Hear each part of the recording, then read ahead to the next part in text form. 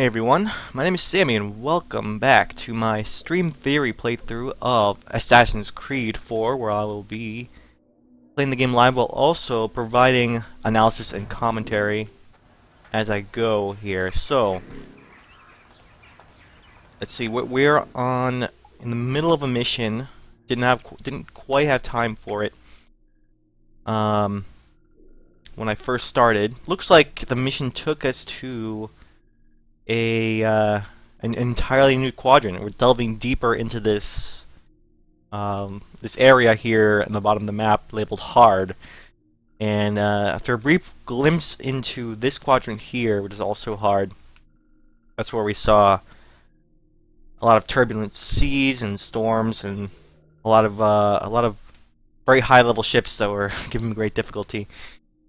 And mission's now taking us directly in the heart of that area, so if I want to get out of here after the mission, it might be a little tough for me to do so, but continue forward. Let's see if the menu here gives us any glimpse at story here. Okay, this finally says sequence 9, even though it's been quite a while since we've been into sequence 9. Or I guess we've been kind of in between sequences, technically speaking. So, muddied waters in which Mary Read further reproved our hero for seeking the observatory for reasons selfish in nature. Whereupon Edward sailed for Kingston in pursuit of a rumor that the sage might be docked there, and whereupon he discovered that the Templars Torres, Rogers, and Hornigold had learned of the sage's departure from Kingston to the African island of Principe.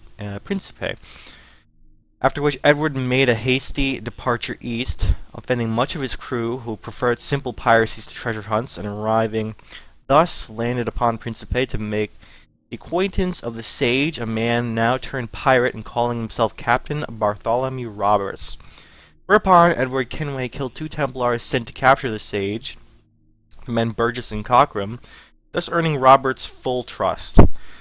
Alright, so remember way back in the beginning of the game, that was when we actually saw the sage for the first time, and he had been in the hands of the Templar. I think we freed him, and he apparently turned, according to this, turned pirate at some point. You know, those are one of the small story details that happens. It's really difficult to pick up on, because usually those things are told in passing or in one of those dialogue, one of those ambient dialogue sequences as you're doing a tailing mission or whatever. So it's difficult to pick up on this. So I'm glad we have these little story synopses of what just happened, because I actually did not know that that person we were talking to in the last part, Captain Bartholomew Roberts, was in fact the sage who we were dealing with in the beginning of the game.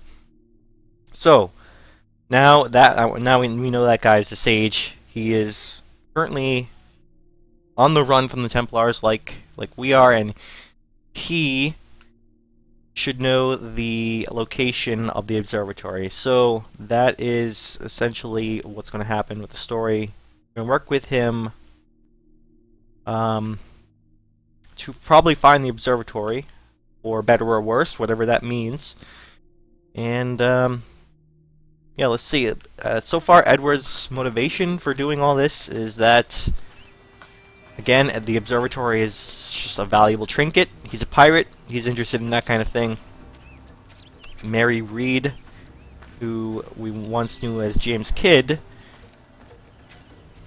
is kind of chastising Edward for not recognizing the importance of the observatory and just wanting it for selfish needs, as the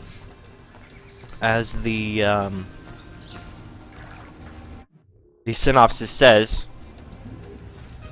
Every time we meet her, that's basically what she's talking about. All right, we have a let's see, a sync point up here somewhere. Ah, looks like it's up there. How do I get to it? Maybe from here? Or is this just a loot cave? In any case, loot is totally alright. Yeah, I guess that's one of the main issues of things like the tailing missions. I've been saying over and over again. Every time we see a tailing mission and we see those dialogue sections happening, those dialogue moments happen, it's just difficult to... Is there a chest here somewhere? Somewhere around here. Probably up top. There's also a glyph over there. So this is another island. Let me see. Yeah. Furiosa has all these things on it. Don't necessarily need to get everything on the island right now, but I can give it a good first run through. Alright, so I can pick up this thing right now. There's also a chest. I hear it. Ah, here it is.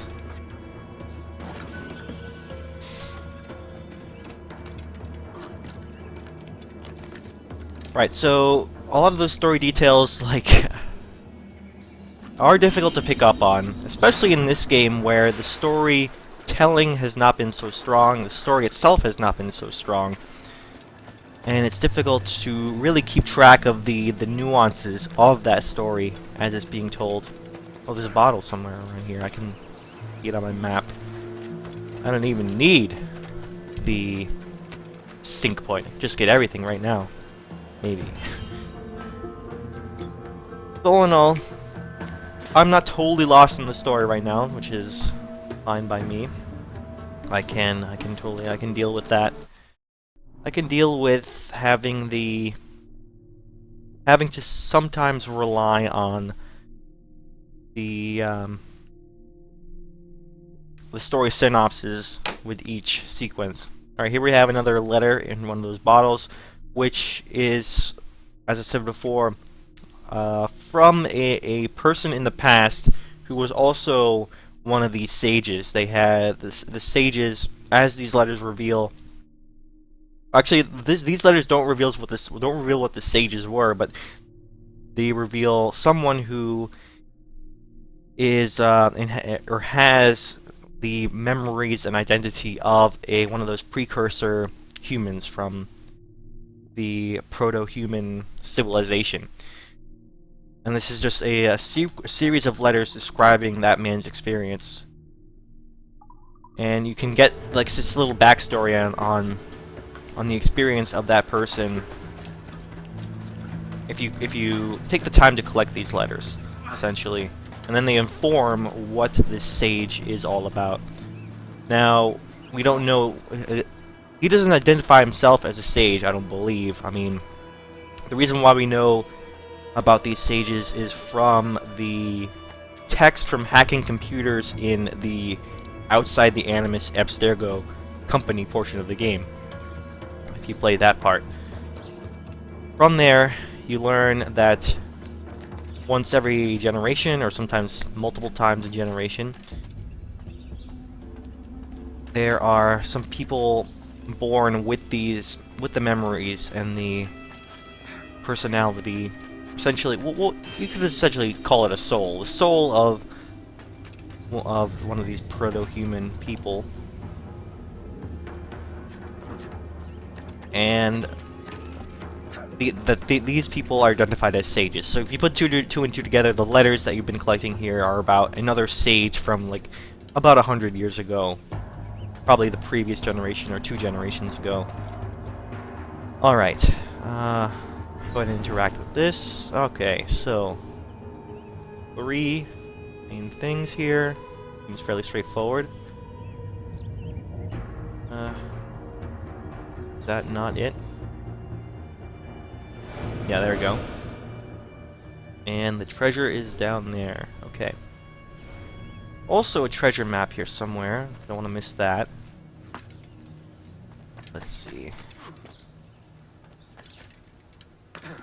Okay, I think it's here somewhere. Ah, I see it now, yep. So just a little bit of exploration while I'm on this new island. on my way to the main mission point. This is more like it. Okay, 623, 172.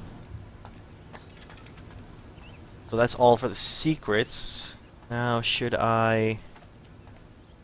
Let's work on that sync point. From the sync point, I should be able to jump back down and then get that treasure over there, marked on my map. Alright, so, where to first? I can see there's a dude here, yep. Deal with that guy.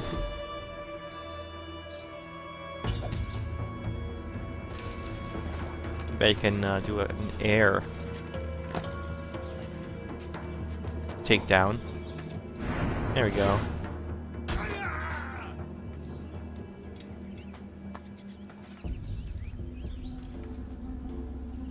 I'll just hide him here while I'm at it. And more treasure collecting, that's fine. I am sometimes, I don't know, sometimes in particular games I'm a hopeless completionist, and I guess I am one for this game as well. Okay, so there is a sync point. Is it up there or down here? Was that it? Yeah, that's it.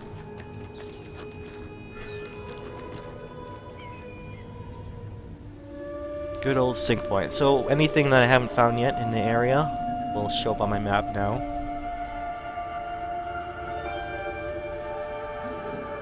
Guess you could make a little game out of that challenge, a self-imposed challenge, to see if you can find all the treasures before you reach the sync point. If there's any treasure that you find that's marked on the map, once you hit the sync point, then you failed the challenge. So I guess there's one here that I haven't, in an area I haven't been to. Here as well, marked on my map. Guess this is the only sync point for the island. Sometimes they have two. Right now I'm gonna head back down and get this thing. And this gives me a nice quick way back. Back down.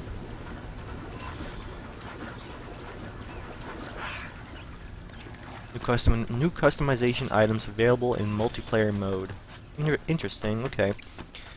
I don't know if I'm gonna end up, if I'm going to end up doing the whole multiplayer thing. This game did come with a multiplayer game, but or multiplayer portion of the game, and it's like meant to be a whole Abstergo training sequence, which was introduced in Assassin's Creed Brotherhood.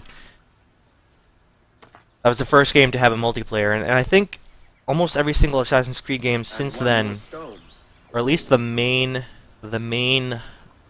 entries in the series, the marquee entries, have had a multiplayer mode.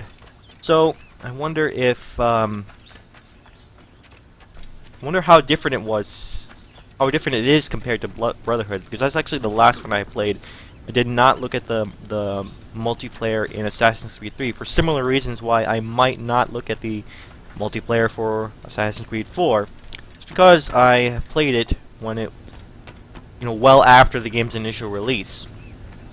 And actually, that's kind of smart of Ubisoft, because by attaching a multiplayer mode to the game, you give it a sense of urgency. Not urgency.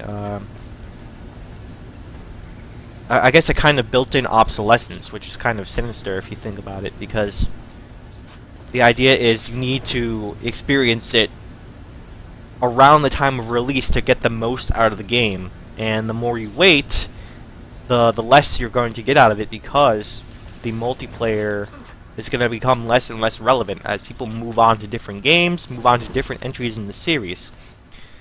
So that's essentially why I'm not. Oh man, he didn't grab on. Why I'm not doing the whole multiplayer portion, because I think that people have probably moved on to Assassin's Creed Unity, Assassin's Creed Rogue, and they're now Assassin's Creed Syndicate, the latest entry in the series, is coming out next month. I think it's coming out in October or November, probably October, and that'll have its own multiplayer mode. So, with that in mind, the player base, the people, the fans of the series, mostly move on. Okay, there's a mine still over there. Can't forget about that. And there'll be few people remaining in this game. I think I guess it's a common problem among multiplayer games that come out in a series, you know, once every year, an iterative multiplayer game. Like say a Call of Duty. There's a Call of Duty game every year, and if you want to keep up with the game, then naturally you need to play the most recent Assassin's Creed game. Okay, so this one seems to be the most complicated one so far. Most unique. I gotta get a sense of the shapes here. Looks like this might be it right here. There are two circles and two like L-shaped things. So I think they're in line like this. Yep. Okay. And the treasure is right there.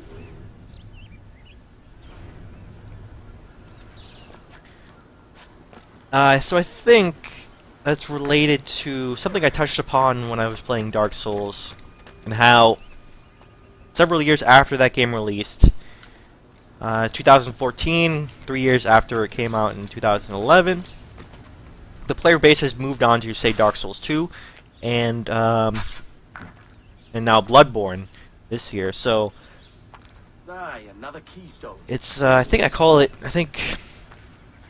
identified it as being called like multiplayer or player population diaspora, which means the displacement of a player base. So it's not quite what that's called, because it's actually related to something else. When say a game shuts down by the people running the servers of the game, the company behind the game decide to shut it down. They no longer want to support the game, and that forces the player base out into different games that are like tangentially related games.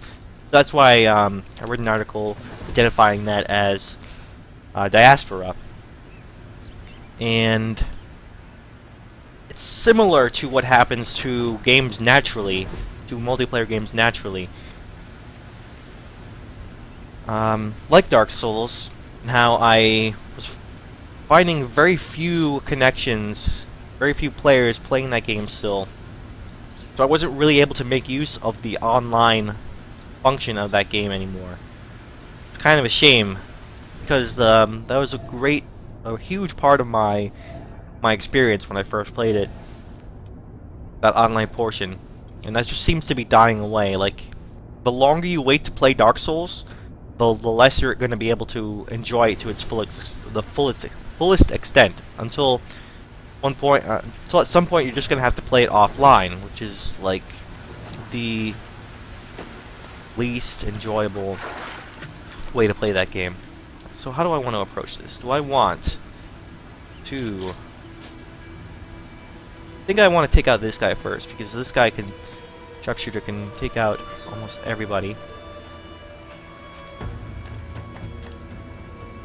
Yeah, I want to hide here. Wait for him. Turn the corner. And then I think I'll berserk the rest of these guys.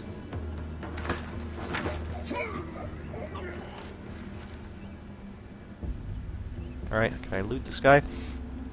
So, why am I talking about that is...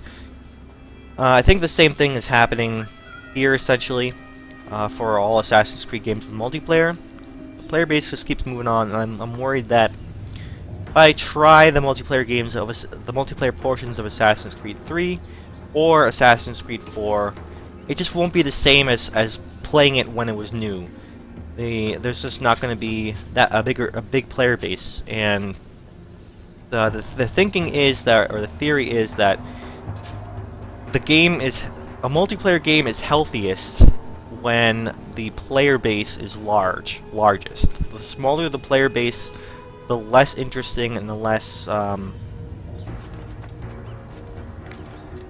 capable the multiplayer game. Directly related to the player base. So the smaller the player base, the more dead that experience is, until the point where the multiplayer portion of that game is essentially just done, dead. Which can, yeah, can happen naturally, or it can happen via via the company behind the game just deciding to naturally end support for that portion of the game. So I don't know. I might just on a whim afterwards try out the multiplayer and see if there's any merit to actually trying it out, just to keep playing it. Or you know, if I find that it's unhealthy, that it's not worth doing, then I might. Alright, they see me now. I got to take them down.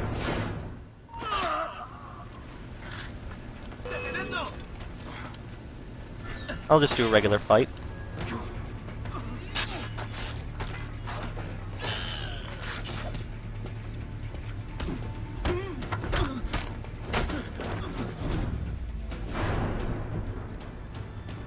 Okay, and that last chest. Okay, that's actually everything on the island. Nice. Alright. Sometimes these guys drop darts. Yeah, Berserk Dart too. That's why you want to loot. Saves you from crafting. Whenever you can loot, then go ahead and loot bodies. You don't have to keep worry about buying bullets, loot, and all that stuff. Okay, so that island is done. So the next mission. Oh, it's not even on the island. We ended up on the island after delving into Principe. Got it. This is like our safe place, I guess. So, one thing we can do...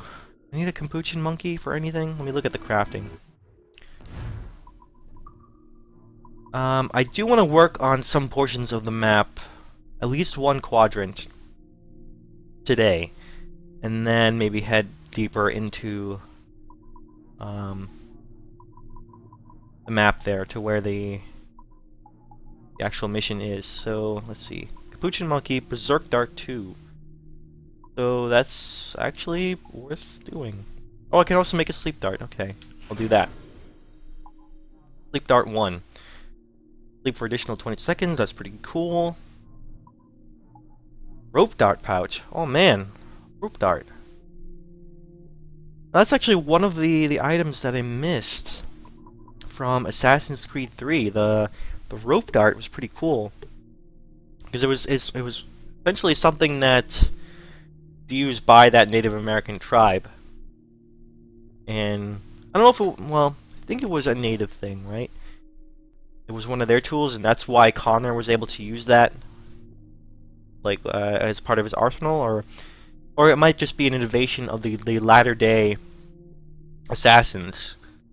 Although they could have gotten that idea from the natives, as they were heavily affiliated with the native population of the Americas. So that's something, because this game takes place before Assassin's Creed 3, so it's interesting to see the rope dart here appearing. Huh. So you actually can make a rope dart pouch and use the rope dart. Definitely not essential for the overall experience, I don't think, because I've been doing just fine without the rope dart, but the rope dart was one of my favorite new tools that was available to Connor. So going back and not having that available anymore was not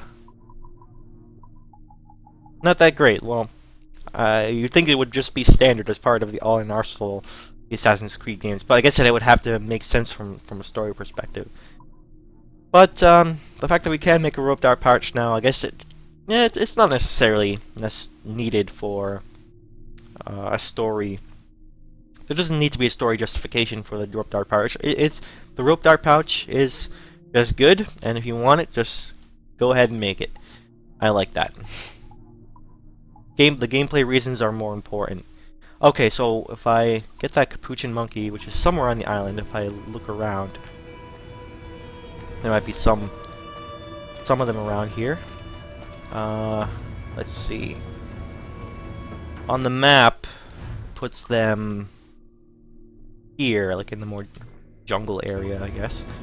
So, I'll head in that direction. Yeah, okay. See if I can spot any on the way. Oh, I think I see one right now. Here it in the distance there.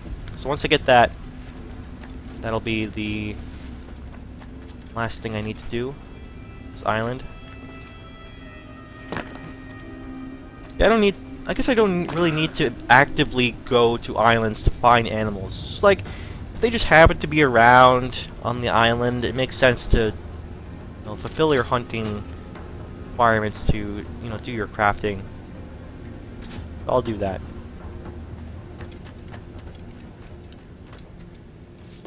If it were, I think that's a sensible policy, especially if you don't like the hunting. If it just so happens to work out so that they're here around when in the same location, and there's something that you need to craft something, then by all means it's worthwhile to do the hunting. So I'll craft that right now and have better sleep darts. Great white, okay, that's one of the things. Smoke bombs, huh? You can also make a smoke bomb pouch. So they're actually, it's really interesting that there are pouches, there are a few pouches in this game that you can make, items that you can make that are only accessible if you bother to engage a certain activity in the game. Otherwise, you might never ever unlock that item. So smoke bombs and the rope darts are two examples here. I don't know if there are any more types, but for now it seems to be that the smoke bombs and the rope darts. Oh wait, no. Smoke bombs. I'm thinking of something else. I was thinking about like actual bombs that used to be part of Assassin's Creed, or especially Ezio. He used bombs on certain occasions. The smoke bomb, something I already have. I might want this because I do use the smoke bombs quite often, especially to deal with a crowd or. Yeah, there we go. Berserk darts are better. Yeah, it was a berserk dart, not a sleep dart. So, yeah, never mind about the smoke bombs, but it still applies for the rope dart. The rope dart is something that I currently don't have, I don't believe, available. Yeah, I just don't have rope darts.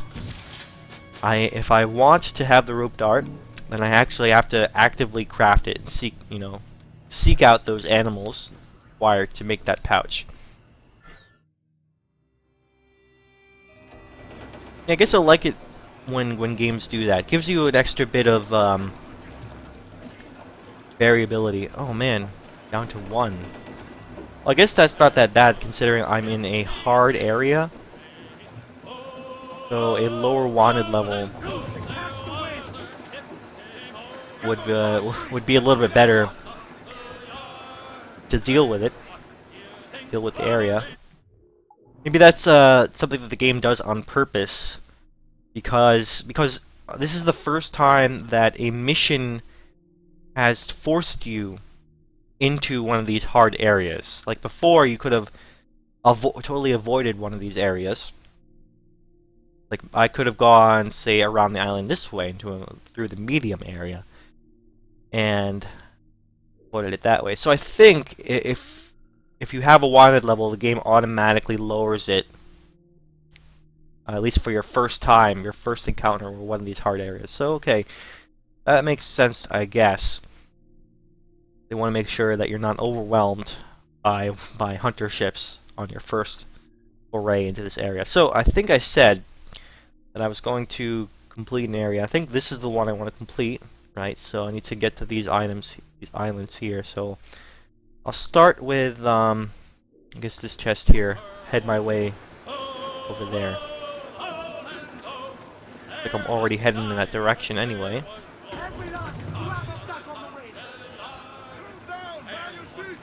Or actually I have to go around the island rather. No real direct way to do that.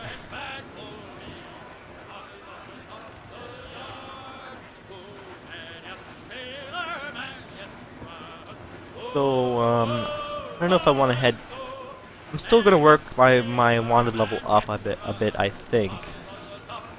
At least to 2, and 3 in the harder areas. Or, no, 3 in the easier areas. 2 in the harder areas.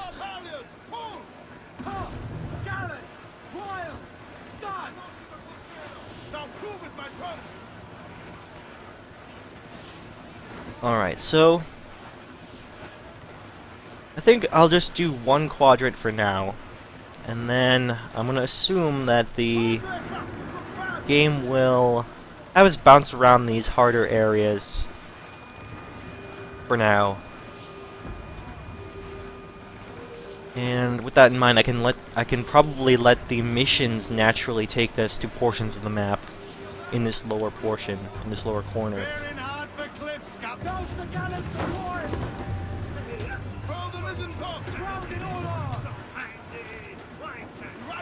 Okay.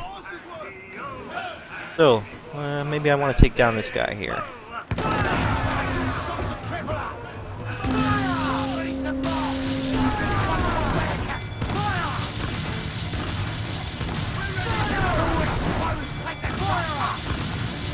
Just because it's on the way, totally do that.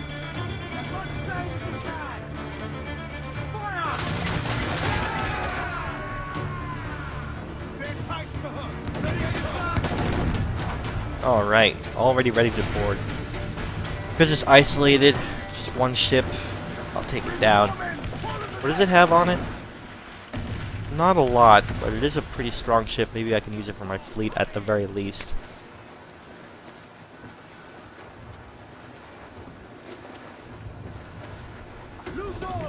Maybe it's not that strong, it's just a level 25. Whatever. Yeah, it's not that strong a ship, never mind. Strange to see such a low-level ship in one of the harder areas.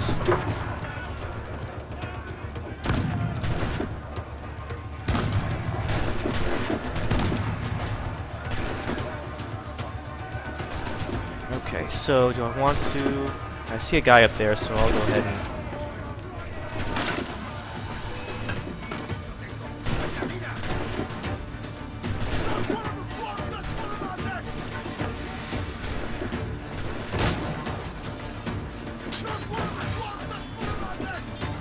Okay.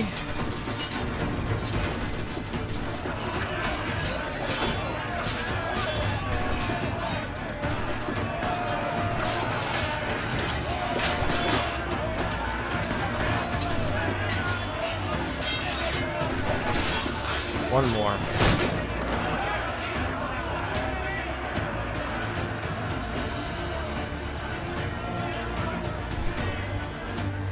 It is seemingly taking me a long time to raise my wanted level anyway. I just won't worry too much about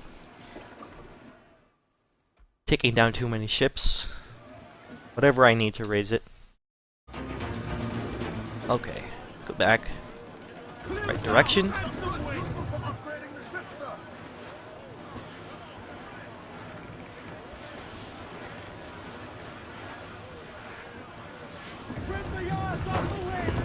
Alright, let me look at the upgrades for a second.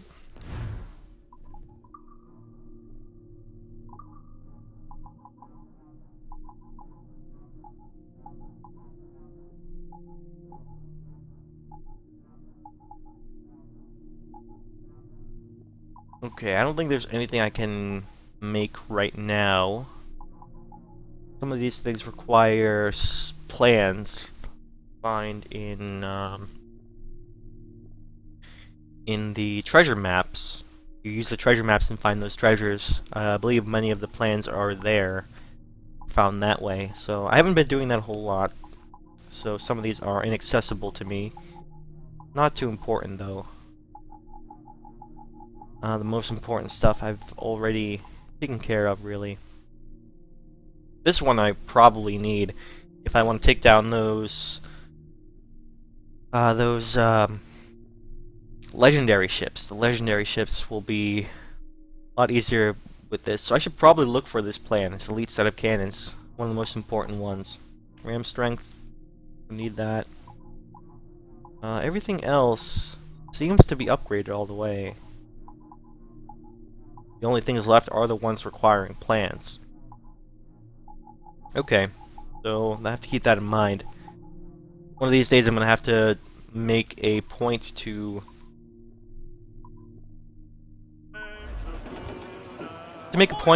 look for those plans, the treasure chests. Yeah, we're still in one of the harder quadrants here. Yeah, technically speaking, we're still here. Also, white whale. Do I want to go after it? Okay, since it's on the way, I'll get the white whale. Sure. Another white whale. I'm not sure what they're for, but I'll go after a white whale since they seem to be rare. No other reason than that. There she blows! A hump like a snow hit! Some fresh meat there if you can strike it, sir. Okay, let's do this. I took down Unlash the harpoons. white whale before. Should not be difficult. It was pretty difficult, but I think now I have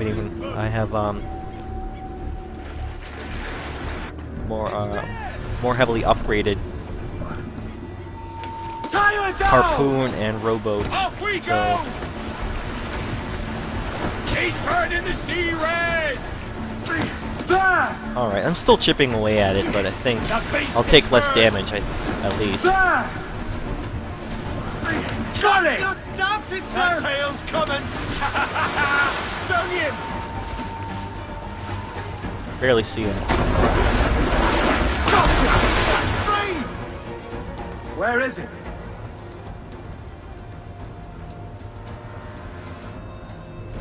Oh, there it is. Hold fast! Stop it, sir!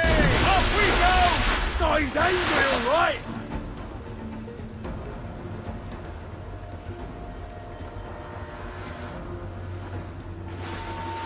Aha. Sighted! Larboard! Hook him! He's a slippery bastard! Go! Gotta take him down. Good hit, Where he's, Cap. okay, he does still seem to do a lot of damage to me, See even that, though I lads? upgraded. Keep that in Yes! mind. See that, lads? Stop it, sir! Watch it! The tail! Stung him!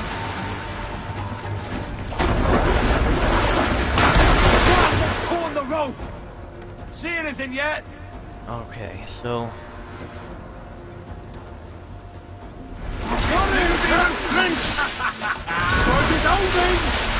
yeah, I guess you could just kind of have to spam it when he does that to make sure you prevent him from just destroying you.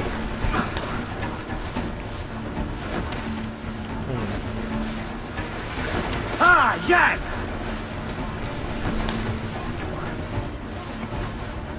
Watch it! The tail! Saying away, Captain! Pull the rope! That's a new one. I haven't seen that one Oh, before. he's angry, all right!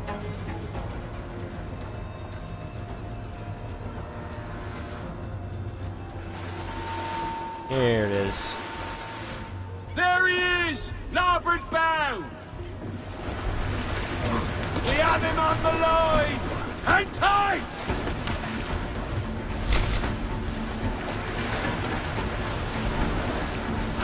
There! Almost there. Yes, he's done for!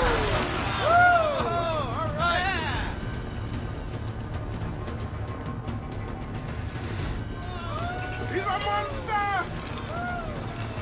Dang, the second one taken down. A fine hole today, They seem to be pretty rare. They only happen dynamically. They're not in set places, so I don't know.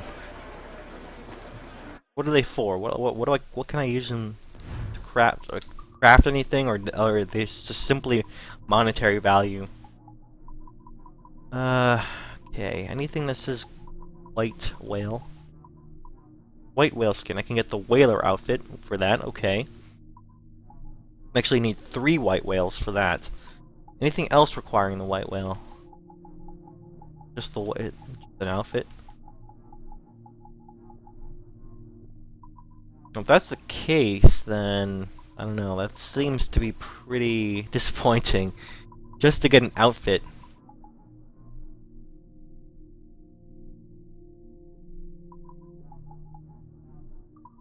Meh? I don't know. I guess you could probably just sell it, right? You don't want it for, yeah, I was going for this here. Is this a great white? Great white shark? I think so. I'll go to that first. It's on the way.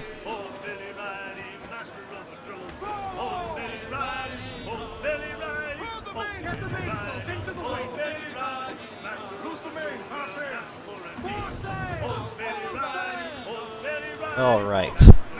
It's getting sidetracked a little bit. That's okay, that's just part of exploring. Part of going around the map is every time you set a destination, there'll be like one thing after another that'll take your attention away. As long as I am, in general, heading in that direction, eventually do everything that I want to do. It's just one of the things I like about these open world games is that you can just go with the flow and let it take you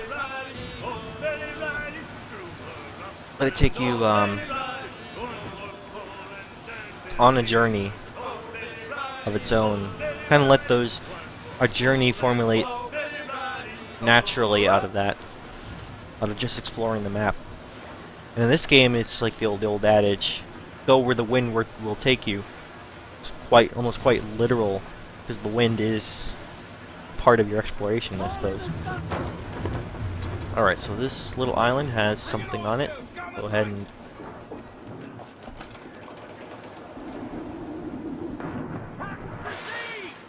make a pit stop here.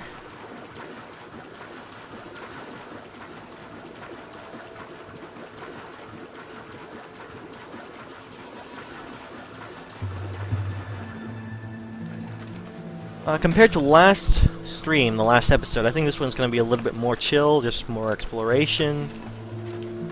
The last one had a lot more story, a lot more adventure.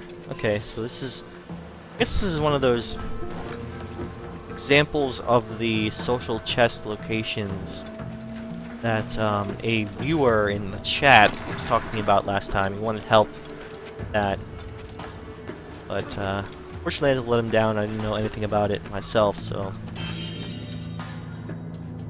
I guess that's an example of something like that. Well, this is a really nice view to see the ocean like this. I suppose I could stop and go up on the mast of my own ship and do the same thing. Though I never really saw the need to do that. But I guess that's something that you can do. It is your ship after all. You can just stop the ship, go up the mast, and then do a nice view of the surrounding seas.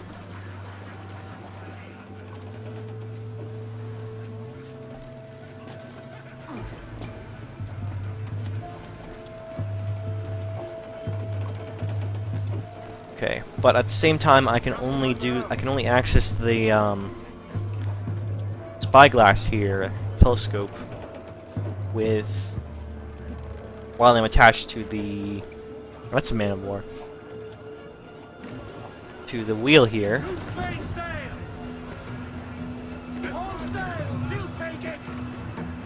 British, also British.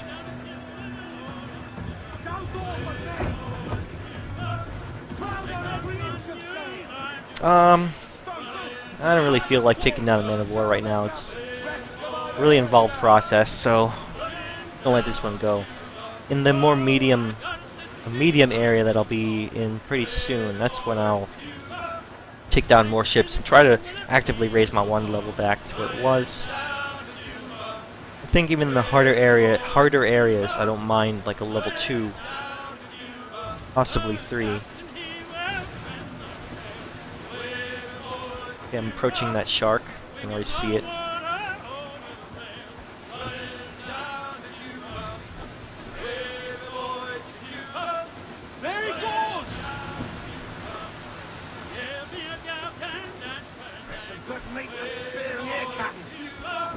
Alright, so this one I actually need for one of my crafting things, so I'll make another pit stop here. The white whale, not really all that necessary. I honestly don't care about that whaling outfit. Stick to the one I have, I think, the rest of the game. Got him, Captain! Steady now, lads! Oh, this is pretty tough. He don't like that! This is tough with the white whale. It's the white whale. Shoot him, Captain! He's gone! Alright. Where are you, you bastard? So this one's the one that comes out from the ocean. I have to be really quick on the draw here. Hold Yeah, there we fast! go. Oof. Hang tight! Look at that beast. The sea dog's hit! Sea dog. Stung you! He's broken free, sir! Alright. Quick on the draw. Look out! Okay, this one's gonna be... Starboard bow! Alright. Further away. Hang tight! Yes! Ah, whip.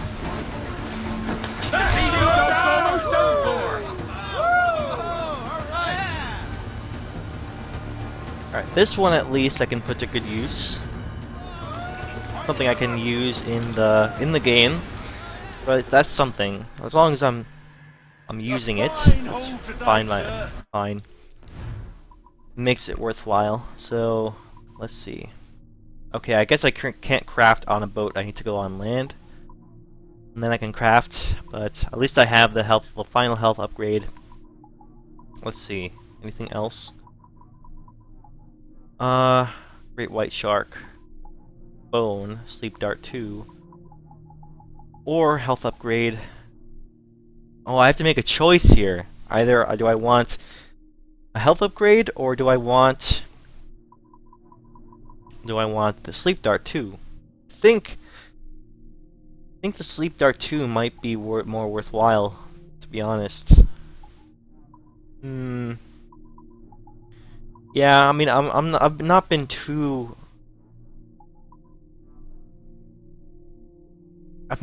strained on my health, so I think I'm gonna value. Oh man, a rogue wave.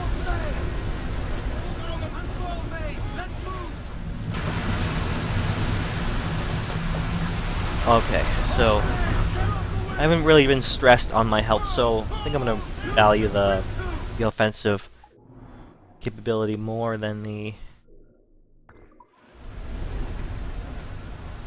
my health. Although I guess that means there's more reason to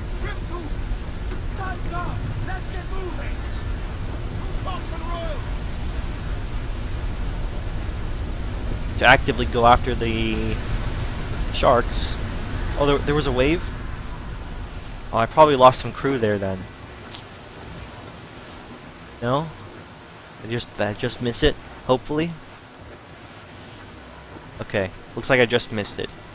Sometimes it penalizes you by making you lose some crewmates from the wave, getting washed out from the wave. I think that's not the case. There are a bunch of these little ships I can take down. That's probably... Yeah, I'll take these guys down. No problem. Quickly raise my wand level.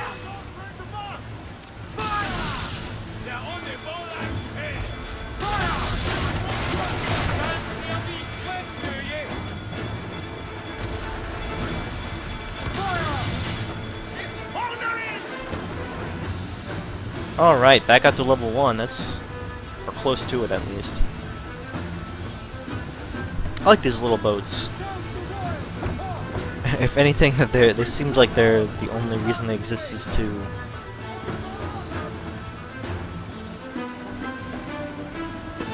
raise your wand level now. There you go.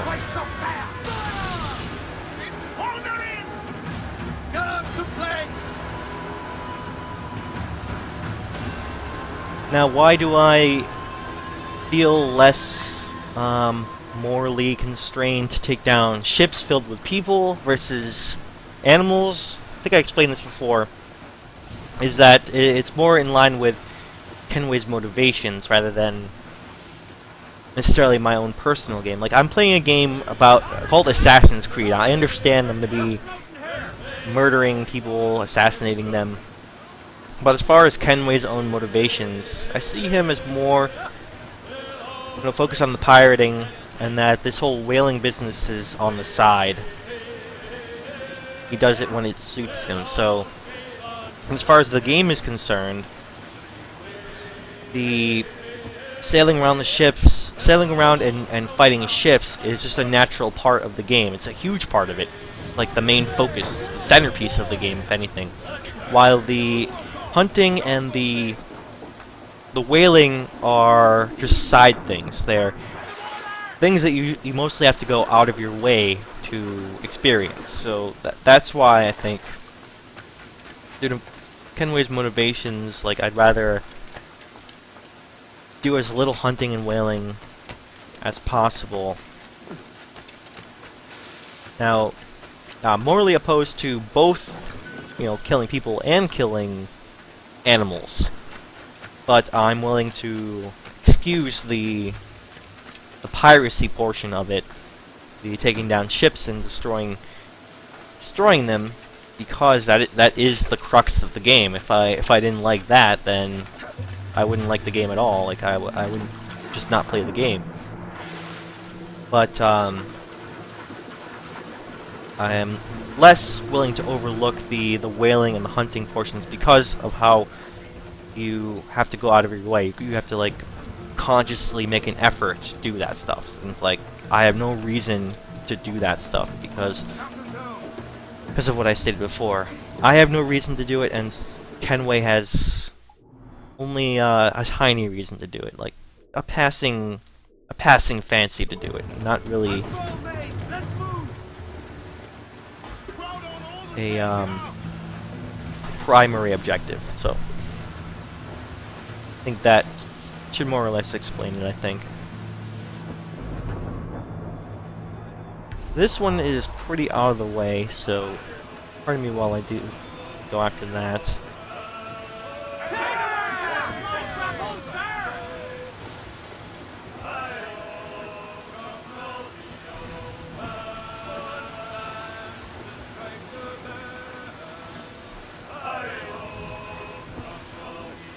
Okay. Did a quick check on the stream. Do I want to take this one down? Let's do it. Yay, 1 level raise. Actually, now I'm at 1 level 1.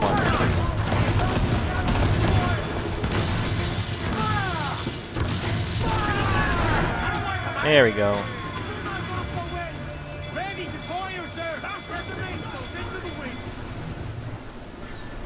Actually, I don't think sinking the ship actually raises your water level. Like, your water level seems to rise.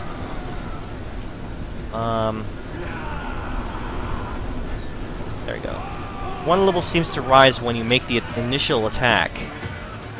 After that, it seems like you don't have to actually take the ship down.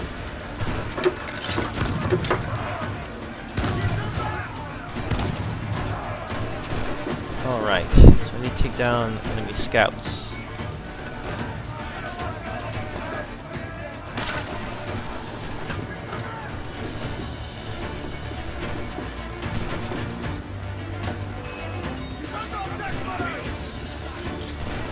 Oh, shoot him, shoot him!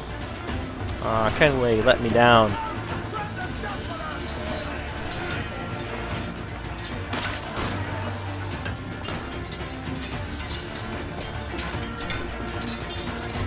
Okay.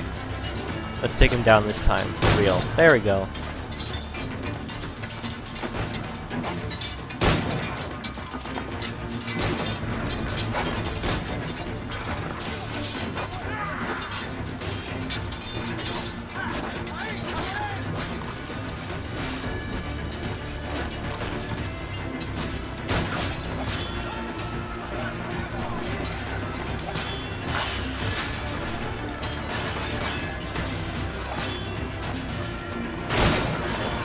Okay.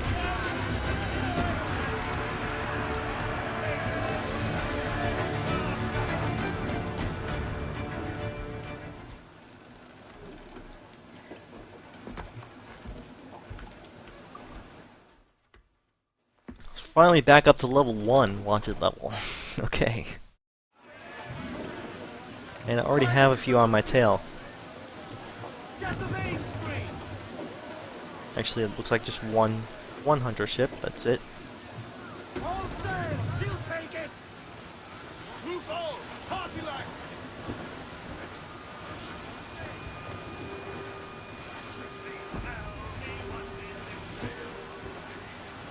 All in the Let's deal with it now. Starboard! south! All sail! Catch the wind! Ready to launch!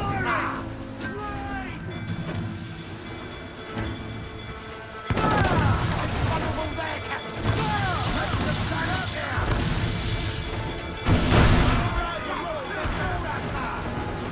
here! Good use of my fire barrels there. Don't often get to use those, so... Hey, what level is this ship? Is it even worthwhile? 17? I think I'll just sink it. Ease off the wind! All in Don't need to do an extended boarding sequence. Necessarily. fire!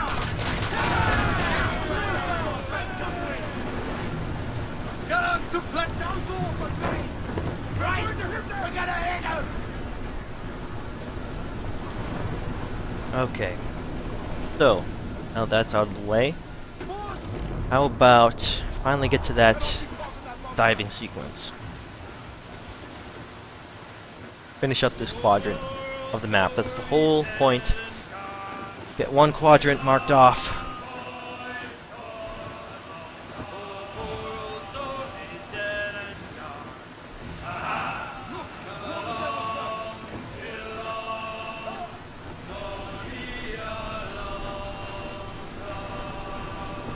I dug his grave with a silver spade.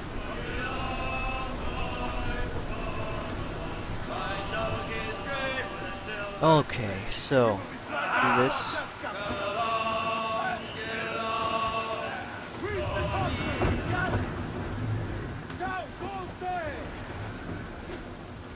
And another diving sequence. Hopefully I can finish this quickly. I don't really like them all that much. They can be okay sometimes.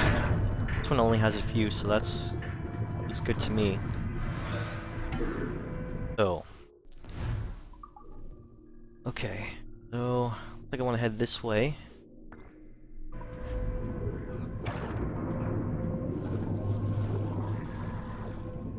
Okay, this one's a combination diving and smuggler's den. Okay, so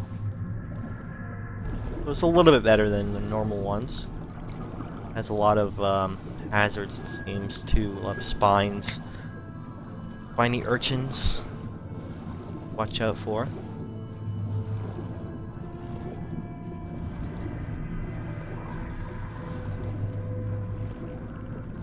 Mostly, basically an obstacle course. Okay. Should be some air here.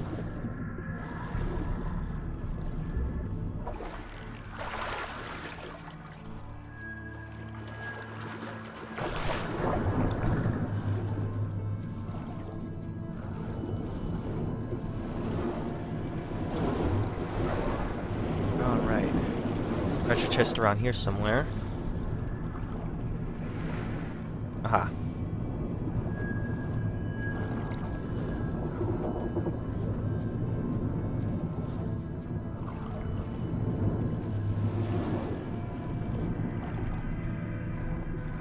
Yeah, I think something like this, a little more straightforward, is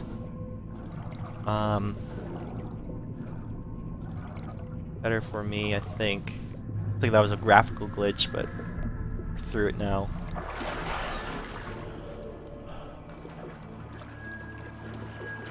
Get this guy down before he turns around.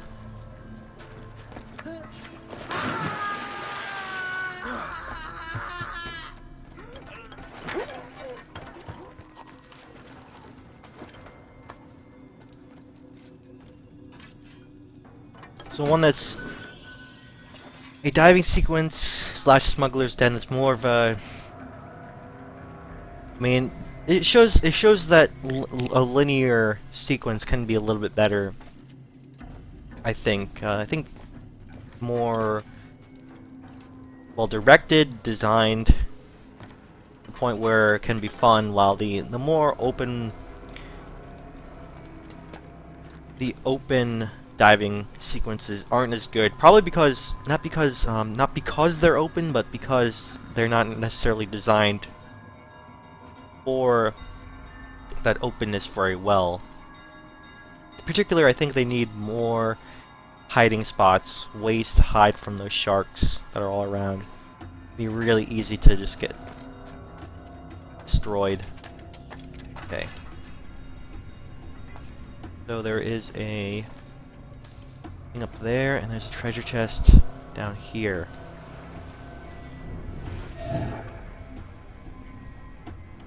There are a lot of dudes.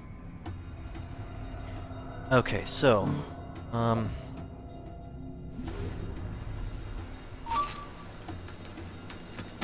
probably want to work on this guy first.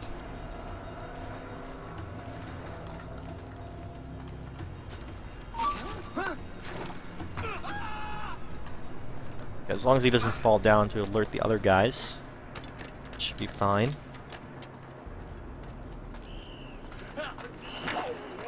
Well, I like how it remembers that it was raining, stormy outside.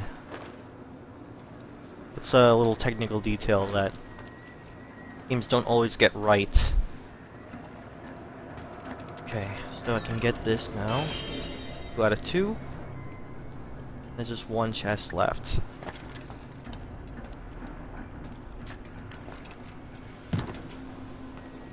So, small diving sequence that leads into a smuggler's den I think is a little bit better.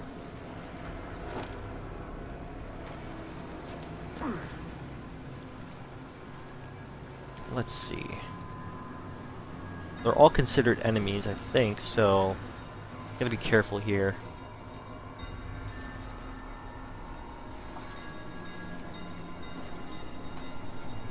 Just wait till that guy's not looking, and then take this guy down.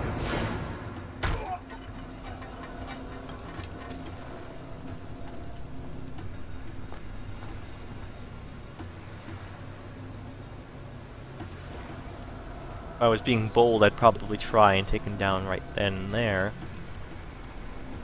I can also wait till he does this. There we go.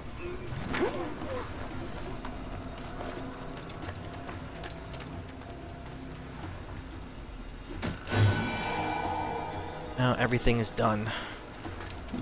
Get out of here, shall we?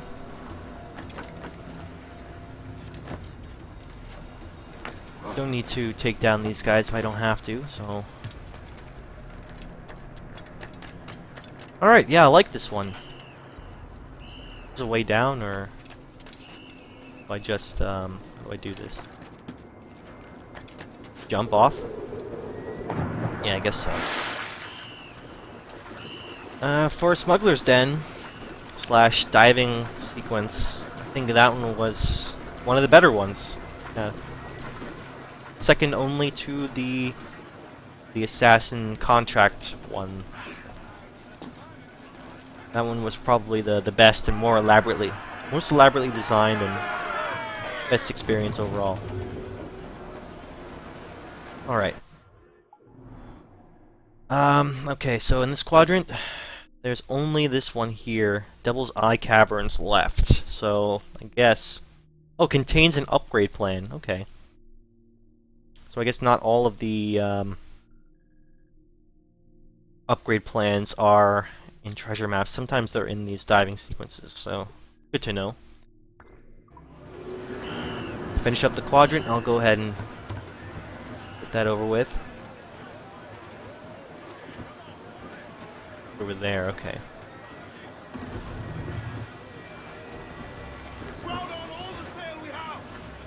And then, I don't know. Considering how far away the mission is, I'm not sure if I'm gonna be able to get to it. But I think I'll do my best to at least head in that direction. So for the next part, it won't take so long to reach it. So get the journey out of the way in this part. This will be I guess more of an exploration / journey episode. I think occasionally, and once in a while, those kinds of episodes, those kind of parts of the game showcase are fine. It is an accurate depiction of just what the game, what part of the game is, at least if you don't do the fast travel like I do. That's just going to be a natural part of the game.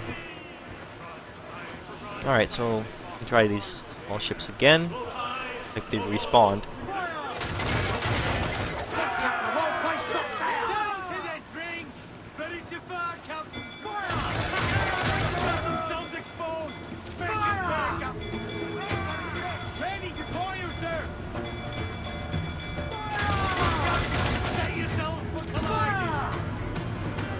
Alright. So that got me fair ways. Next wanted level. Destination in sight as well.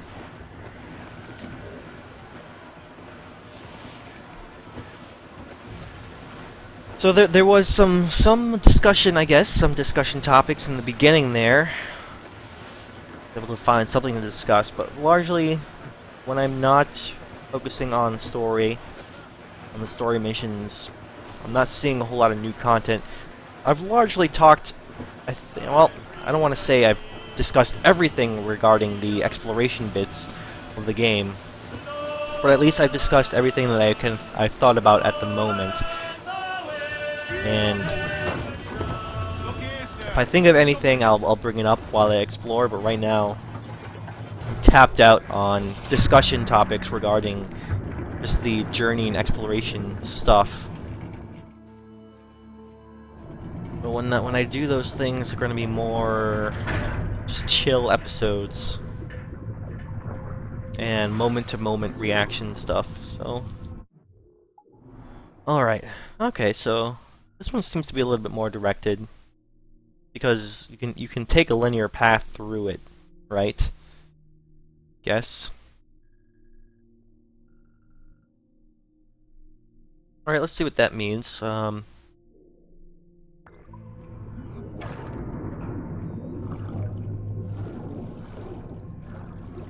what I've seen, the more linear diving sequences designed slightly better, like, because they know in general which direction you're gonna go. They can like design. By they, I mean the developers of the designers of the level can design the obstacles accordingly. Make it interesting for you to navigate. That's the whole thing. Also, make it navigable. Point where it isn't too difficult or too easy. I don't know. To me, it seems like having a more open. The more open ones have just been like, okay, you can explore it at will, any way you like. But downside of that is, I don't know, it just seems to be large level with just a hodgepodge of hazards along the way thrown in, you know, not really taking into account the way you go about the level or a way you can go about the level intelligently. Okay, so is this a cave here? I think. Alright, it's off in this direction behind me.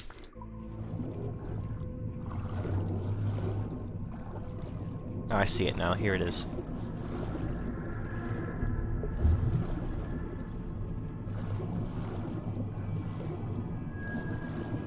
With this, I am like trying to balance navigating like basically an obstacle course underwater. Also worrying about my air supply. Oh, okay, I see. Is this like a thing where you have to like go around from the behind? I guess so. Yeah, your first instinct is just to go right at it. So, see, this is what I mean. This is like a basic design thing. Show you the location of the fragment right up front, but then put like a specific type of obstacle in your way. You have to figure out, oh, you can go around here for a better way through. Okay, I gotta get to that air thing. I want to have just enough to make it to there. There we go. So stuff like that. Small little details, but I like those things. All those small things just add up. Make the overall experience decent.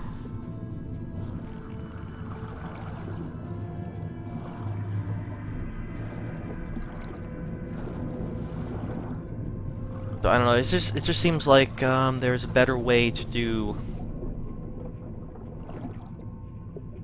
those larger, more free-form open spaces than what was done. And more linear ones were done a little bit better. Okay, I have to open this up. Okay. Navigate these jellyfish.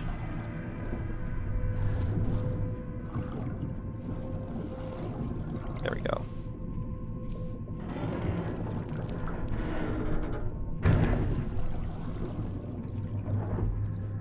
Okay, there are a few more down here too.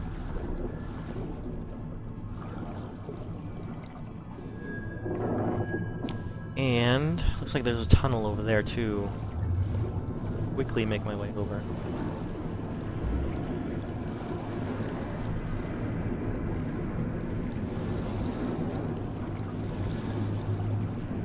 Like an air pocket. There we go.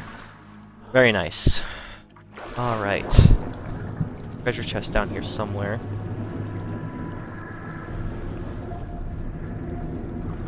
There it is.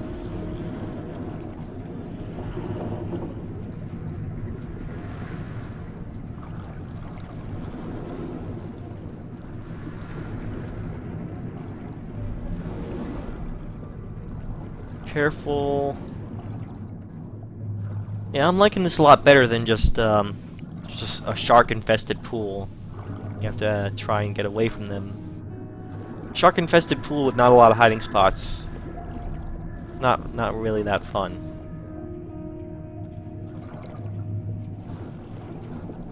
At least these jellyfish look really nice, and they're hazardous to navigate around them. So it's like serving dual purpose, making a nice environment for you to look at, while also giving you a nice challenge as well.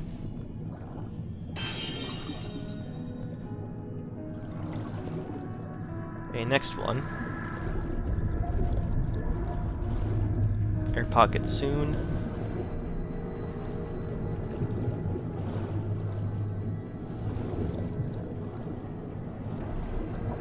There it is. Alright, so... Okay, it looks like there's an on-land portion too. Nice.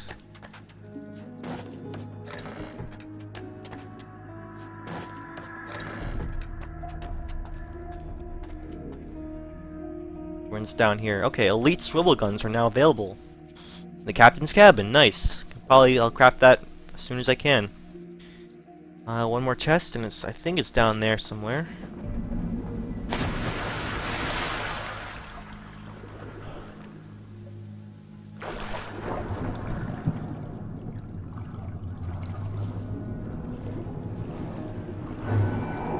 That's everything.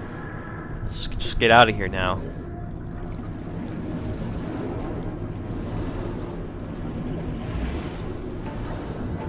Alright, this final little bit to try and navigate.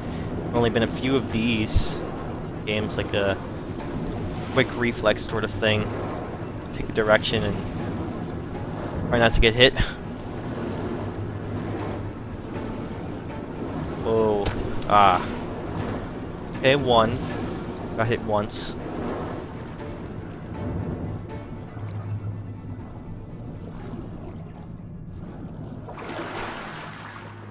And that's the shortcut back, I guess. The diving bell.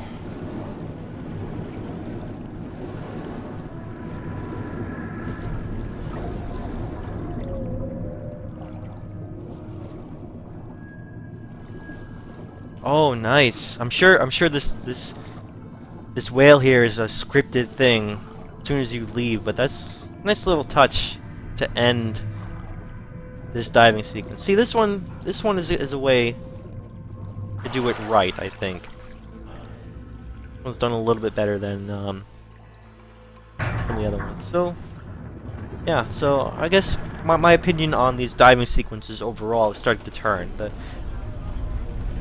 There are some that are pretty good. There are some that are pretty cool, yeah.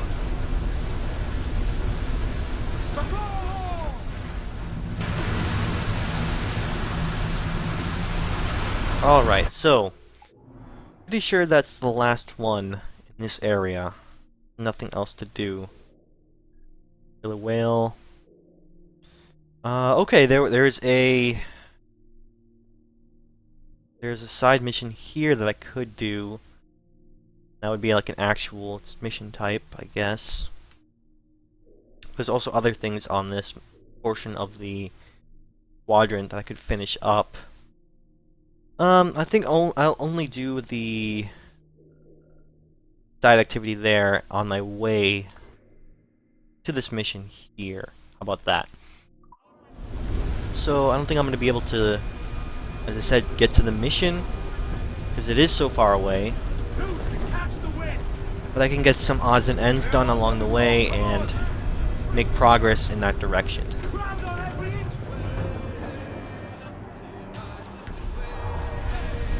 Oh, another rogue wave.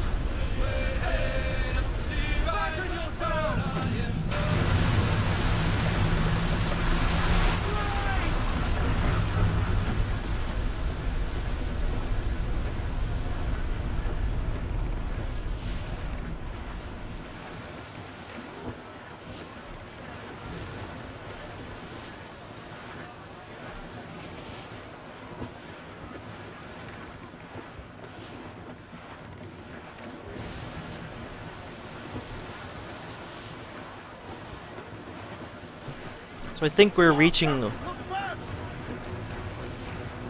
what is this, like a big storm?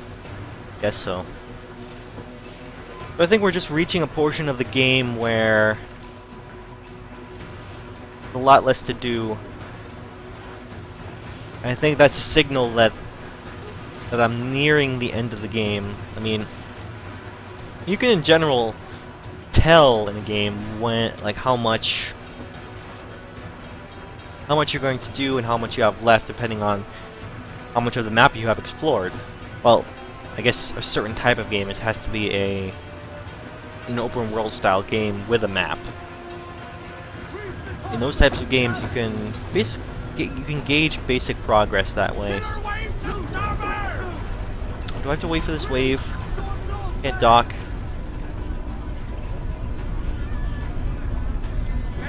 Alright, might as well make sure I don't get destroyed by it.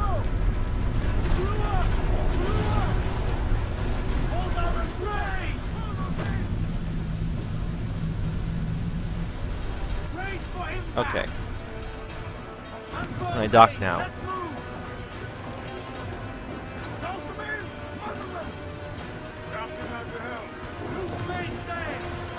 Okay, give me the dock. Give me the dock. Give me the dock. There we go. Finally, I can dock. Yeah, I don't know why this quadrant is always stormy. It just makes the normal process of docking just a little tedious. Alright. I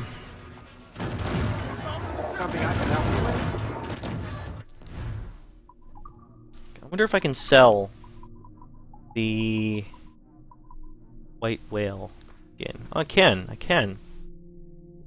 But I don't really want the white whale outfit. I think I'd rather convert that to money, right? better use overall. So I think I'll do that. Maybe that's gonna be a mistake. I don't know. And towards 100% completing the game, I'm not really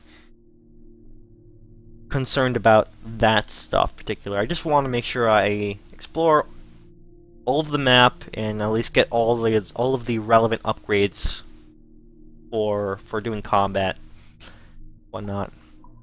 So yeah, I'll sell this stuff. So sugar and rum, always sell those.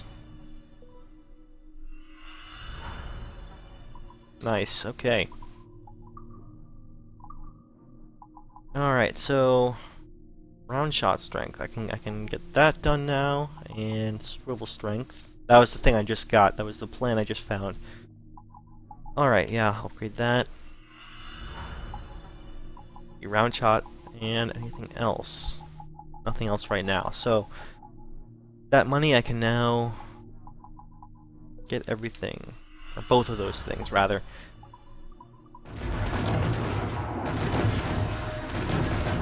Nice.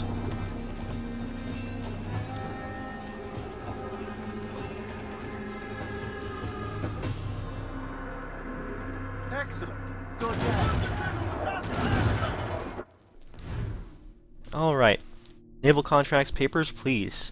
I wonder if that's a reference to the game called the indie game called Papers, Please, about border control. But let me see. Greetings, privateer.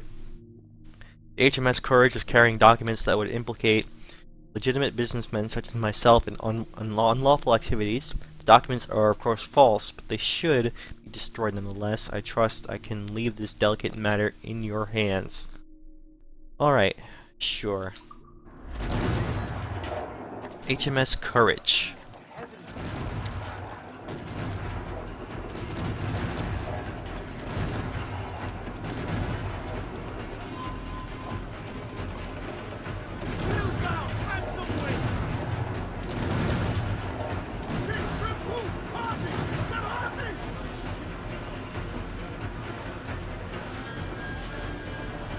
Okay. Miss Echo.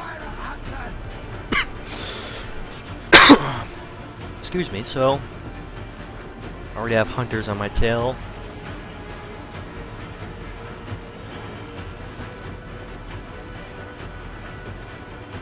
Don't see it. Aha, there it is. Hades, that's a nice name for a ship.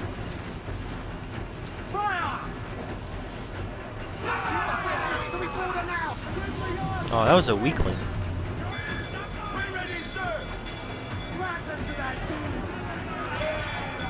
Yeah, that was a weak ship. 10.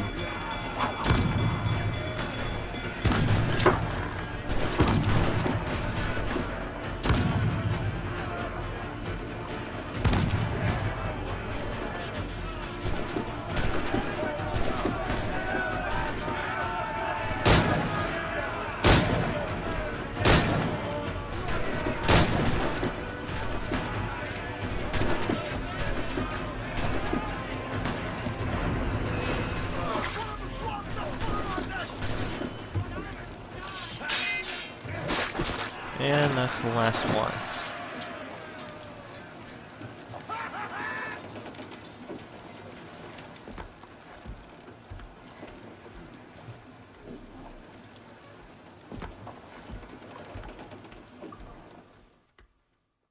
Okay, let's find this HMS Courage. Somewhere around here.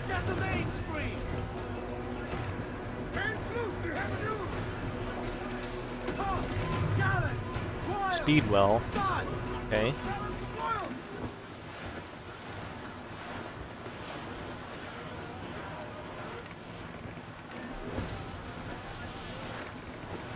Dina.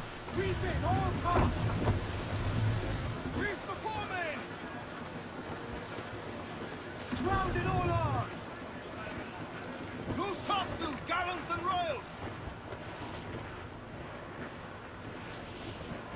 Not seeing anything right now. Somewhere in this circle.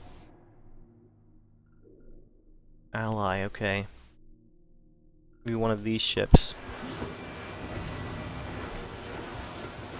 Starboard! Loose lock fire!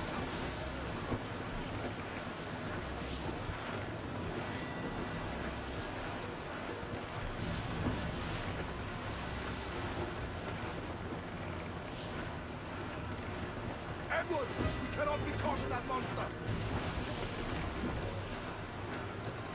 Okay.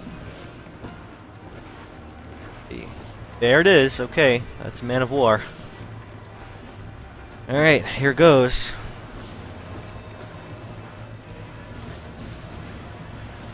Taking down man of war ships before, so Fire! what am I so afraid of?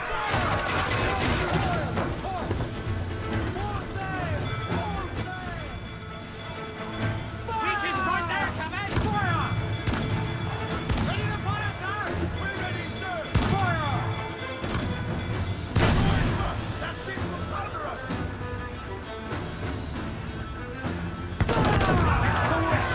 Like the shots are.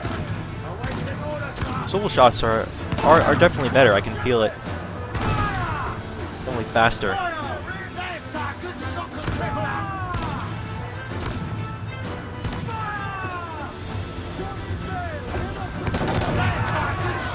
Aha.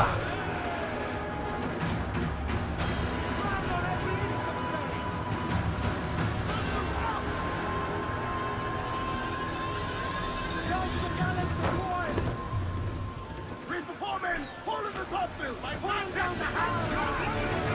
Alright, here starts the really involved process of taking down the ship.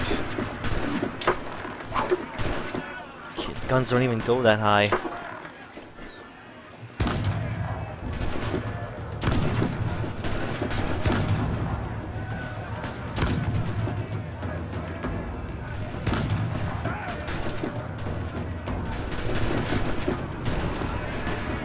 So 20 guys, 3 ship powder reserves, and 2 officers.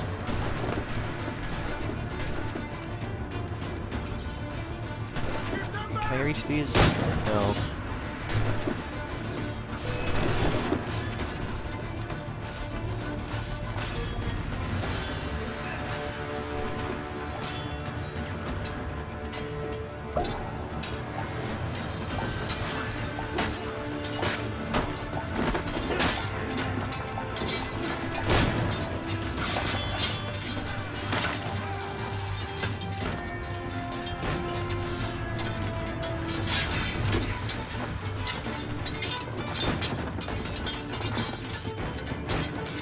I think I'm too high up.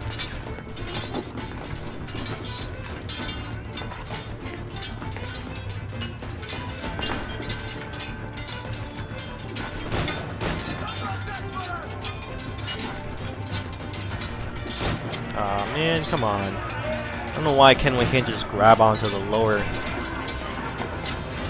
beam there.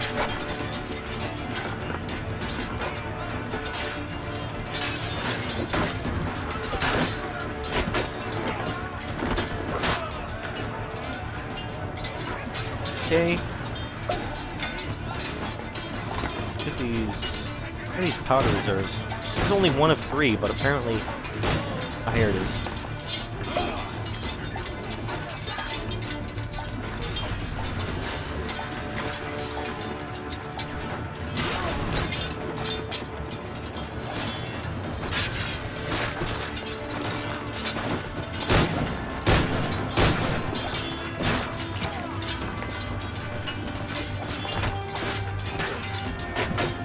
Alright, I need to get to that officer, that's the last one. Here it is. Here's that guy. Oof, yeah. And that is a... yet another man of war, but... they don't get any less involved. So many different objectives you have to do to take it down. Alright. That's the naval contract. Can head on the way to mission now, I think. I don't need to do anything else.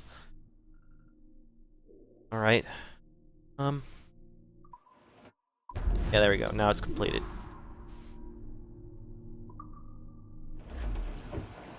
Okay. That's done. Yeah, I think might as well head over to that mission. I don't feel like exploring anymore. I did plenty of that already. Loose and catch the wind. All sail. She'll I take think I'll it. close out this episode, the last leg of the journey. Pretty far away, so I think it'll just take me that long to get there, especially if I have to make stops along the way, which I'm sure I will.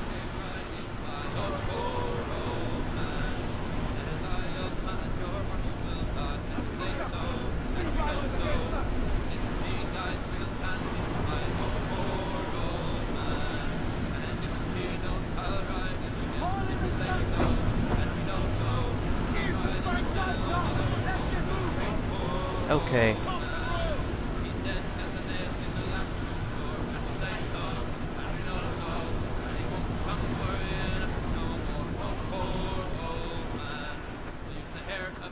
With that in mind, with all this done, another quadrant done, can tell I'm closing out the game overall, just based on how many of these quadrants I've completed. So basically, the entire northern portion of the map and middle of the map are done. Just now, the southern quadrants are not totally complete.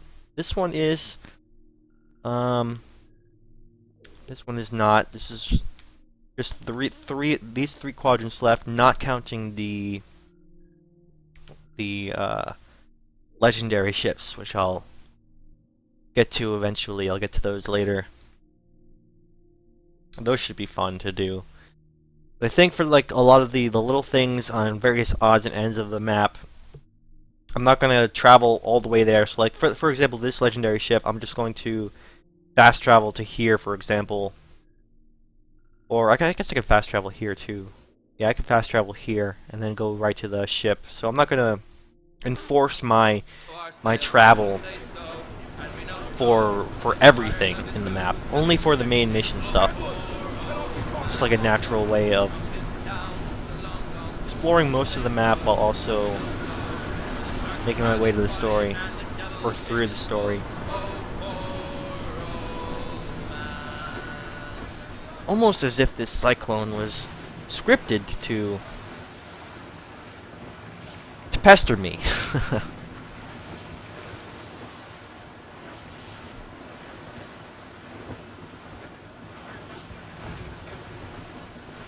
Sir, to starboard.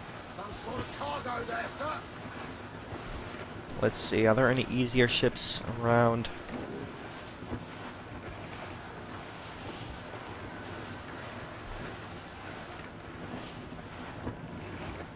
Level 49 man of war. Don't think that one's easy.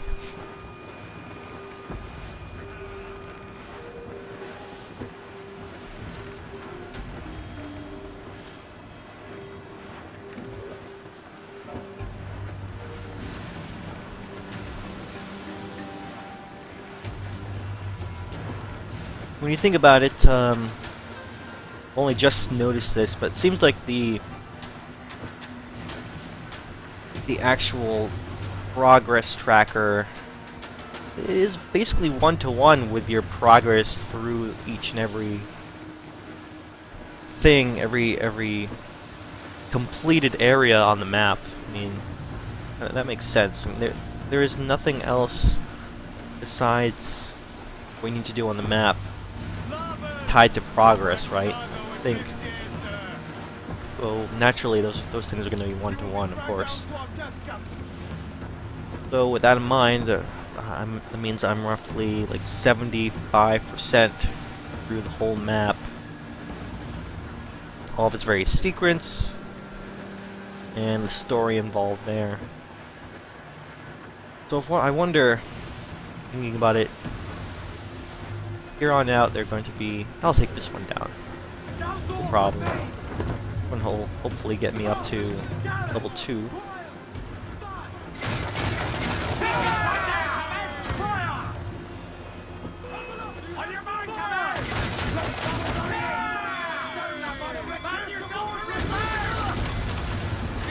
Alright. It's like level 2. I You'll be swim, do you? think I'll keep it at this level. Douse the royals and pop! Loose all and trims out to the wind!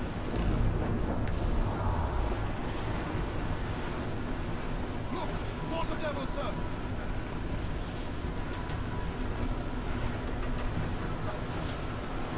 Refit, all top!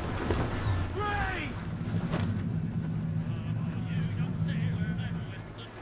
Blues down! Cancel Alright, wind! please no more cyclones. Game. I think an abnormal amount of them pestering me as I try to make my way through. Royals! Stop!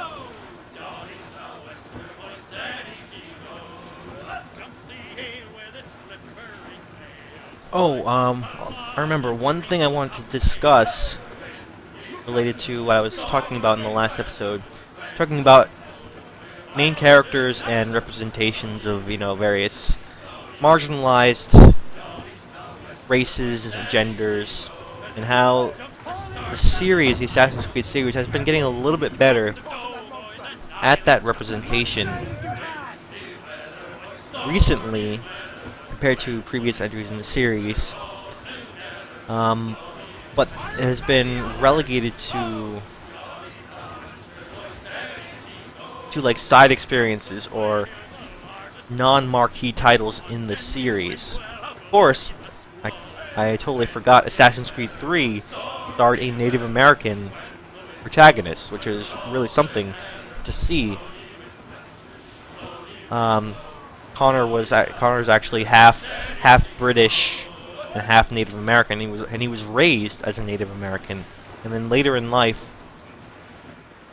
or in his teen years, he was then acquainted with the sort of British/American colonial lifestyle when he was training with the assassins. So that's how he came to know that side of society.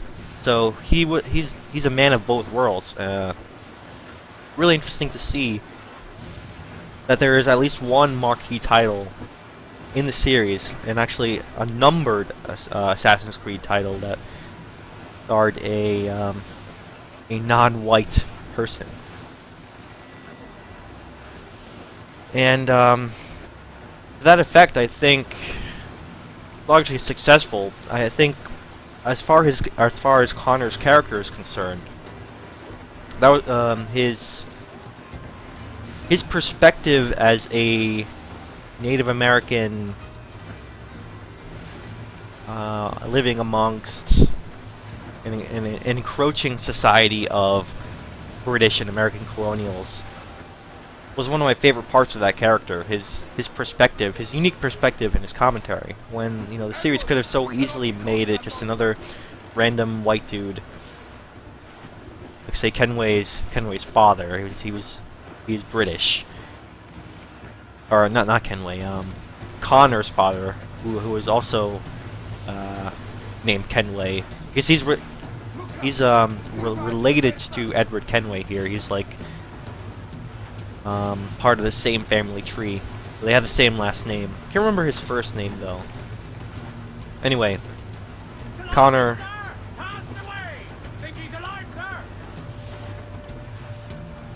is differentiates from him. Okay, these ships are not able to actually keep up with me. All right. Actually, getting to this mission was easier than I thought. If that's the case, maybe I'll just go ahead and straight up do the mission right now. Thought it would take me forever to get here, but no. I think in the next episode I'll explore this area a bit more, but right now I feel like it's good to end on a proper mission. Keep up the pace of a good balance between both mission and exploration. I like to keep that going for myself. So let this play. Ah, Captain Kenway. Should we use your ship for this next scheme or mine? Let's first hear the details before deciding. Oh, it's a small Gambit. This fount of information has just told me that a nearby galleon contains the treasure I seek. For his sake, I hope he's right. You've thought this plan through. Indeed. Losing this man will acquire a Portuguese flag, which will get us as close to our target as possible. It's a very simple idea, if you follow my orders to the letter. The jackdaw, then. Excellent.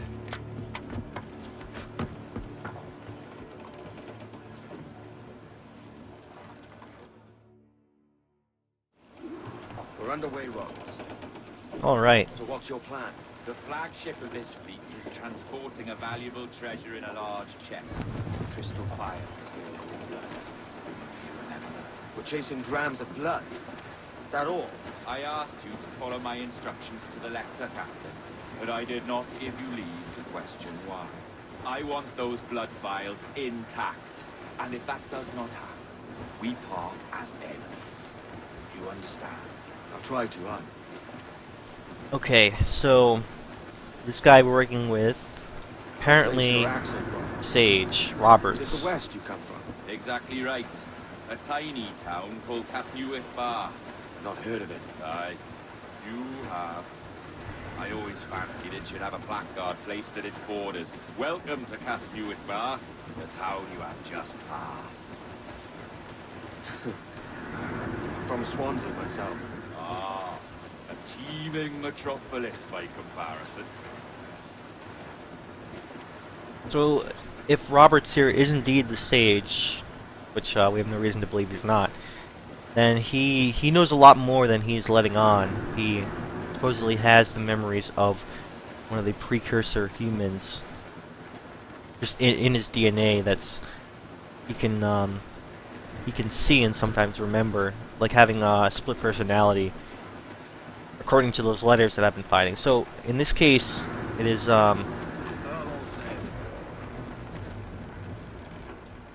if that's a Portuguese ship. Captain, you see that ship here? We'll need its flag for this ruse to work. Oh, actually, I have to take the flag. Without disturbing so much as a flea? I'll do it. By all means, try. Optional objective: stay out of combat. All right.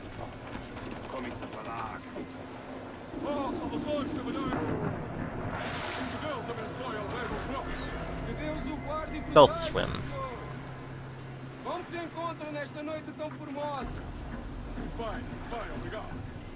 Só um pequeno passeio entre frente e os outros. Boa forma. Está tudo em ordem por este lado? Sim, senhor. Tudo em ordem, senhor. Estamos apenas à espera que o nosso navio almirante seja reabastecido antes de zarpar. E julgo que dos nossos navios mercantes... So I wonder if the fact that turning on subtitles kind of ruins the mysticism, or not the mysticism, the mystique of this experience, because you are in Kenway's shoes. You're not really... I don't think he speaks Portuguese. You're not supposed to know what they're talking about. But just because you turn on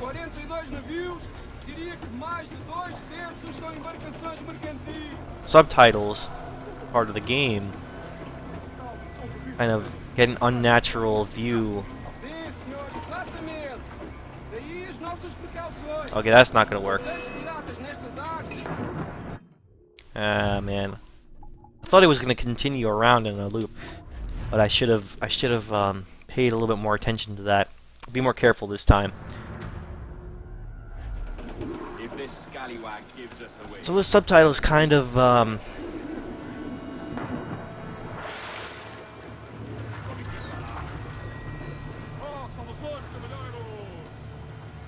let you into details that you're not necessarily supposed to know. So I think experiencing this without subtitles is more of the proper way to experience this mission. And I was like seeing something similar in the beginning when we were in Havana and they were speaking Spanish there. You're not supposed to know what those guards are necessarily saying. Well, at least if you, the player, don't speak that language either. Speak the language, then naturally you're going to know what they're saying. But if you're like Kenway and you don't know what it's talking about or what they're saying... Alright, so this guy's going to come back. I can see him now. Wait for that. Okay, now we'll go.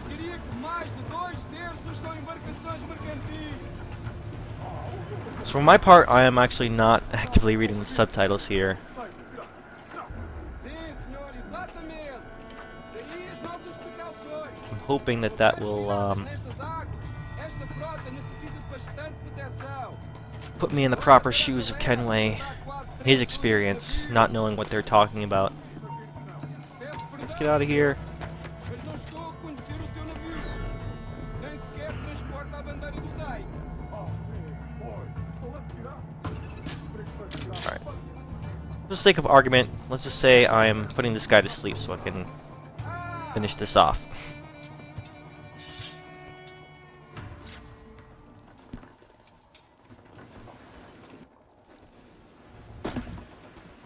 I think that's just a problem with the style of the game, or a design decision in the game, where if you turn on subtitles, you get a perspective that you're not necessarily supposed to get.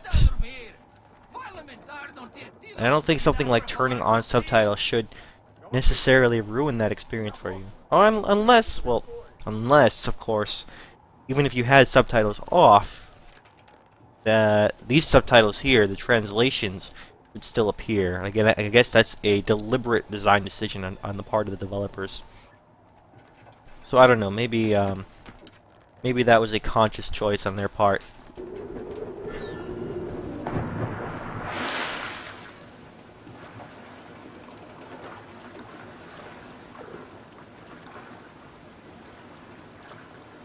In any case, I don't like that that insight.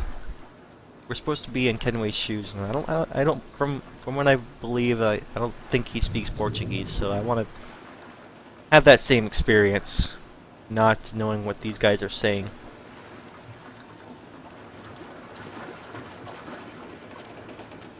You could call it another example of that fancy ludonarrative dissonance, where Aye, we're flying it now. the aspects of the game, the technical aspects of the game, disagree with the circumstances of the story. Alright. Locate the Naso Senora. I'll keep my distance, slow and steady. Aye. Flag we stole won't protect us from eyes that pry. Flaw.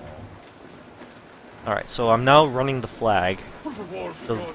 Imploro-lhe que considere these guys think I'm a Now it was even. What's he Portuguese waiting ship. about? He's not whinging, he's a static.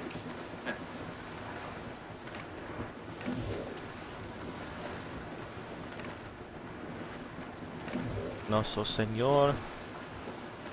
Senora.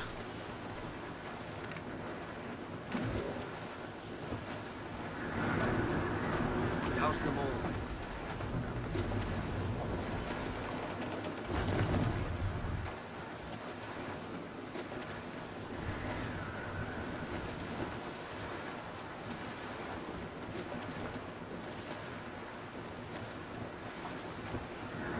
I really like the idea of flying these flags to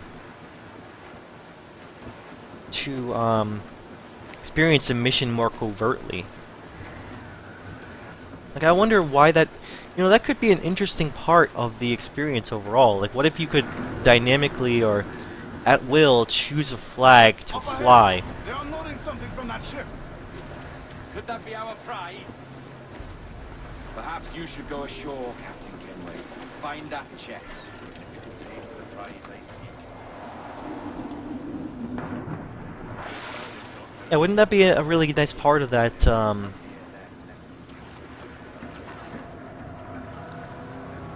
the experience if you could, for example, choose to fly different flags depending on where you are. If you're surrounded by Spanish ships, then you want to fly a Spanish flag, but you have to first, like, capture a Spanish ship and steal their flag, and then you'd be able to fly.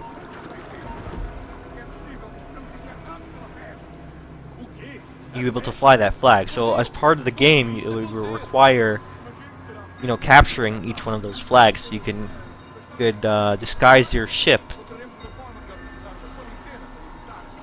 as each of those nationalities.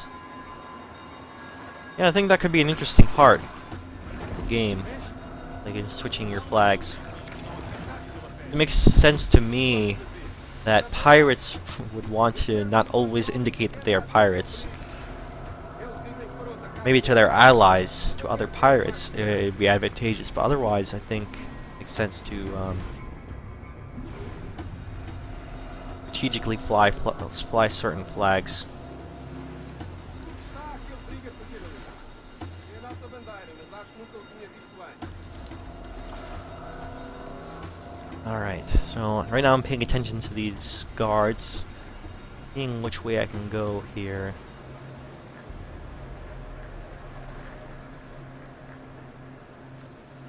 Atenção àquele navio. Tem estado ali parado há algum tempo. Motivo para tal.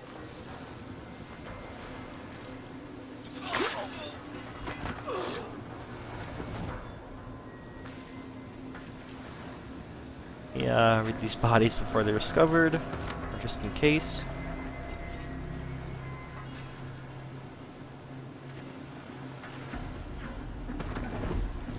Okay, now I can loot them.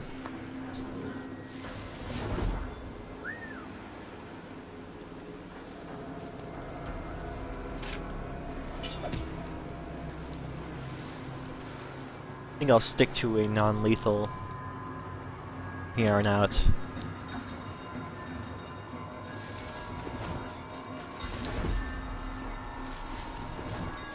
Havia uma história sobre um espanhol que veio visitar o nosso almirante. Cá para mim, era uma traição. Ele se chamava Torres. Alright, I have to wait for these guys to move. I think they're probably move when I finish talking here. So I wonder if in Rogue, Assassin's Creed Rogue, they changed that. They make it so that, maybe there's another way up there, if there's like a way over? Or they make it so that, so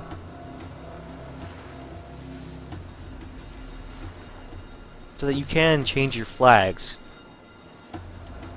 depending on your situation. That'd be a pretty cool part of the game if you could do that. Alright, they're all looking this way. Let me see if I can go around. Alright, yeah, I can.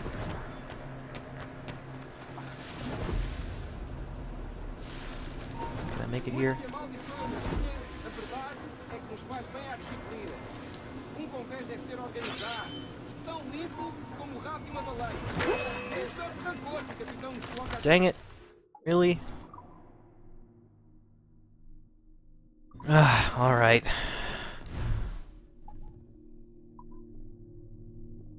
I mean, I don't think I have to worry too much about...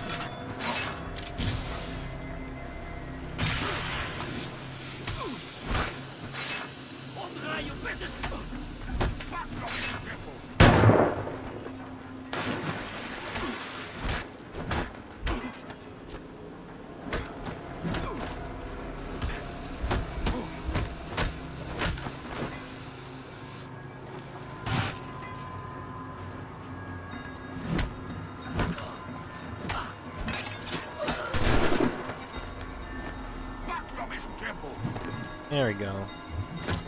I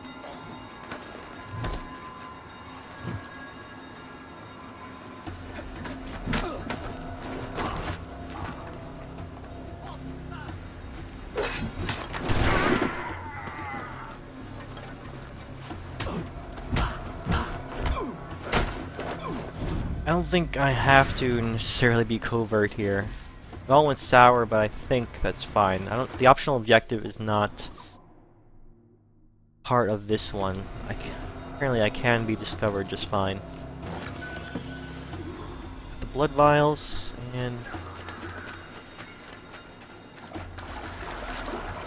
oh, tail the ship. Here it comes. Here's my ship.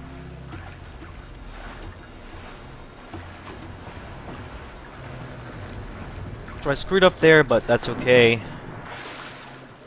As long as the optional objective does not require stealth this time, then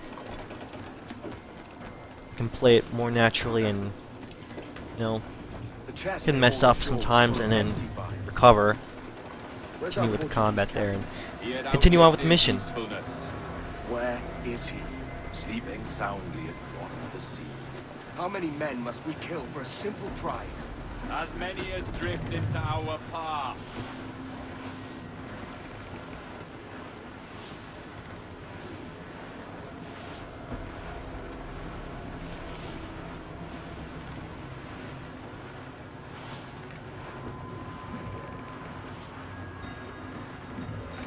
Okay, somewhere over there. Come off the wind, son. Make sure I don't hit these ships. I have to navigate. Stunts. You up, short and steady.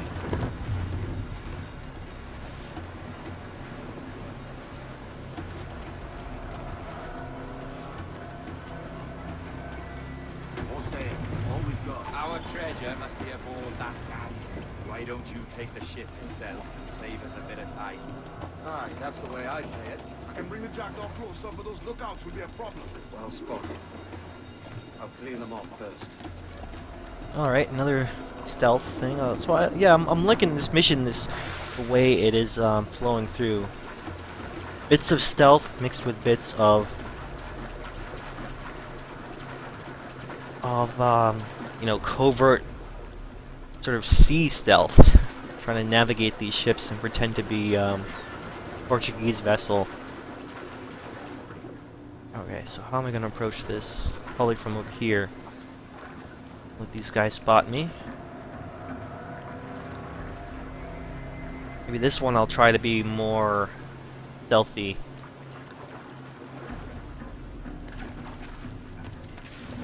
Try not to get spotted. Ouviste falar que encontrou aqueles piratas britânicos em Nassau? Dom Jorge enviou um dos seus homens para os tirar de lá. E parece que ele fez um bom trabalho.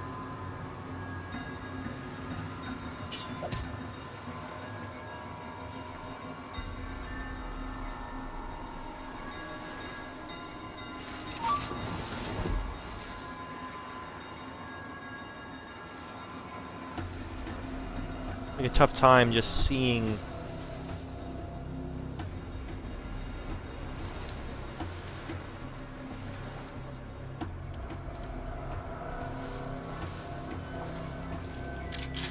try and beat dart these guys.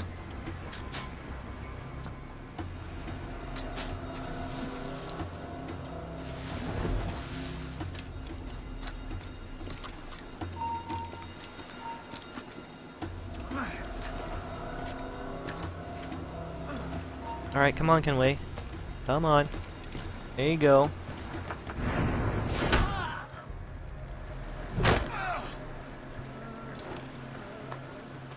Alright, that's 2 of them. Apparently there's one more.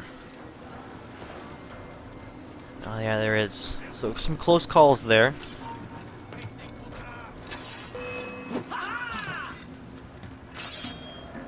Did they really come up to check? Seriously? Seriously? Really? They have to be that good?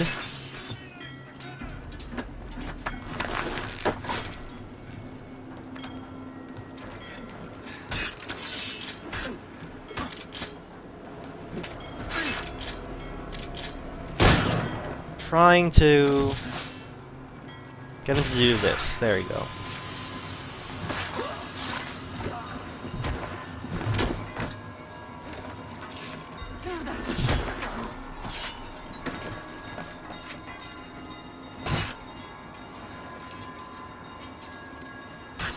Alright, so because these guys had to be so amazingly inquisitive, I have to deal with this guy. Deal with them all now.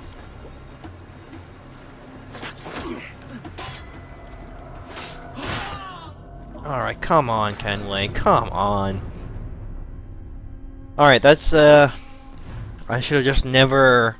should have been more careful about knocking these guys out and then getting out of there instead of just sticking around. That was my problem.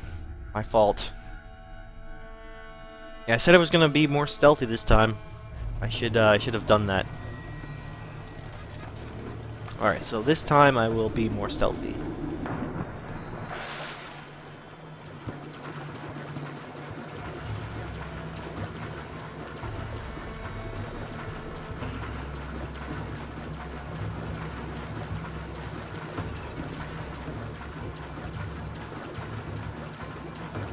Alright, yeah, I'm being a little bit annoyed by it, but it's actually good that the AI is able to react in such a way that they're a little bit more investigative than typical normal AI. So it's gonna be a challenge. It's a good challenge. Okay, so you guys are here. I won't go just yet. Não, Jorge enviou um dos seus homens para nos tirar de lá. Parece que ele fez bom trabalho.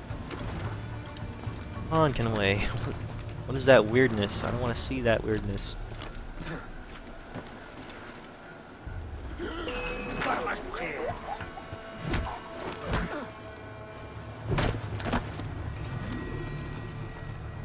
Alright, let's just get out of here then.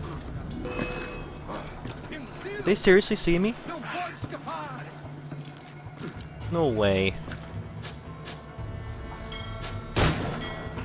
Alright. That's pretty annoying.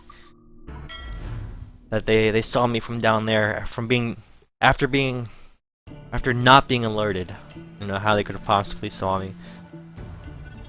Alright. I don't know how else I could have done that better. But maybe I'm missing something. I'll try it a little bit better this time. Definitely better than the first attempt. I think I'm working my way up towards a more sensible solution. I think I probably have to sleep dart that one of those guys first. Don't get alerted.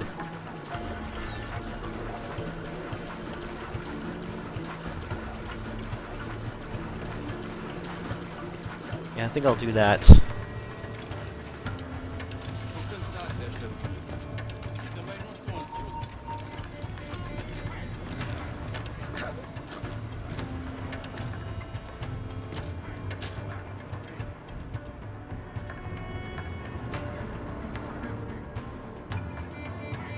Maybe I need to be a little bit more patient. Wait for these guys to cool off.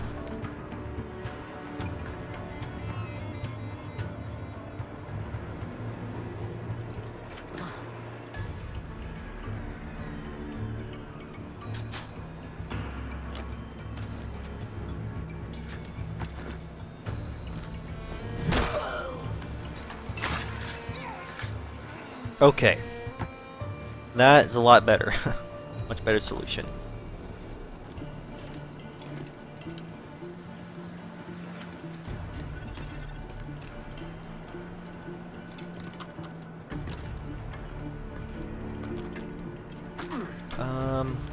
Don't know how to get Kenway to stop being dumb here. Trying to get him up here, but he's not going. That's one of the problems with the tree system, is that it doesn't always agree with what you want to do. Like so. Now I'm kind of stuck here.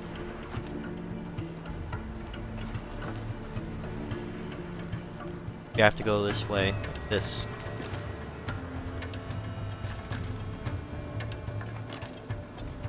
Alright, Kenway needs to stop doing that because that's how you get spotted. Alright, come on, Kenway.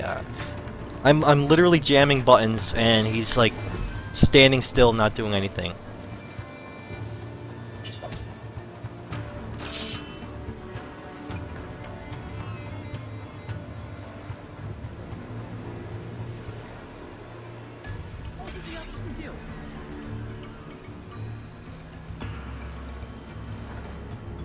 Alright, so that could have been a disaster, but let's just keep on going. Made it.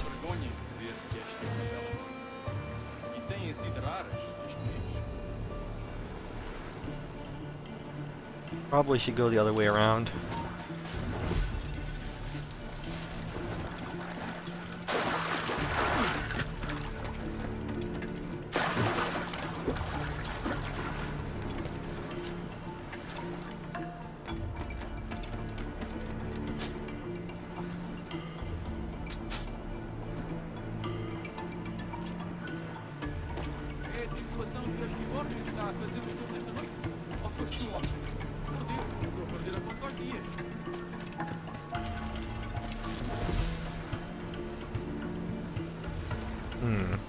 How do we get up here? Just go for it. Climb. Yeah, I guess so.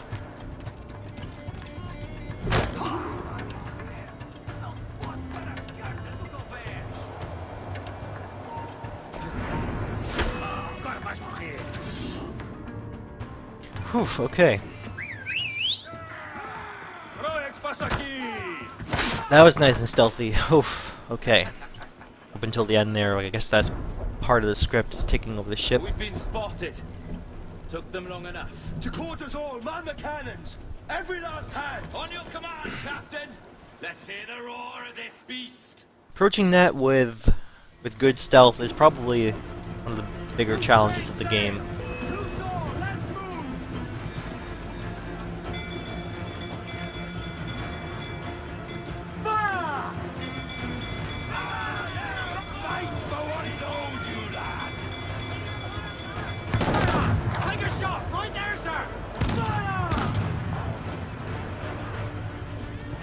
Okay, I see. This is not the Jackdaw. This is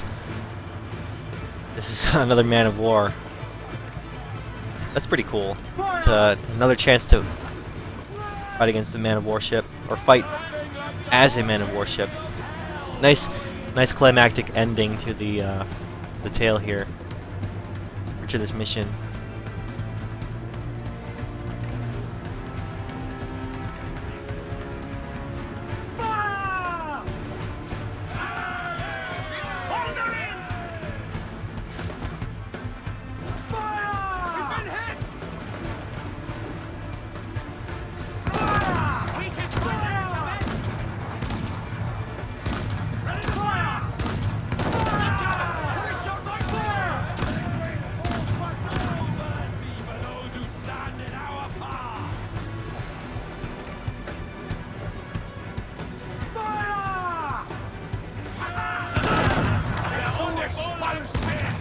Yeah, this was probably the most powerful ship that I've seen so far. Taking a hit, Cap!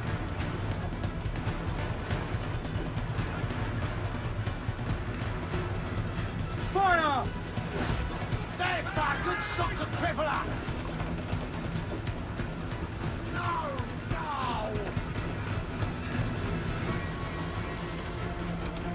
No! Almost the end. Escaping out of here. Oh, I have to become anonymous. Okay, so I have to finish the battle.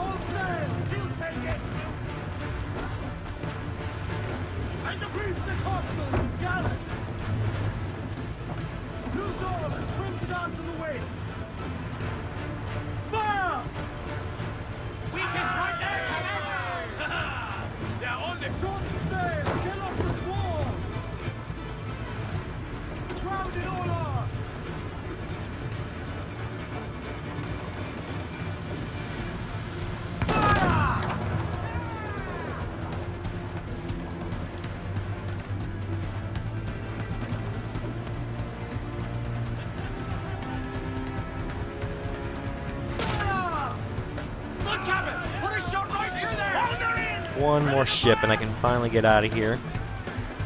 I didn't know I had to destroy all of them. It's part of this. Otherwise I probably would have done that right away.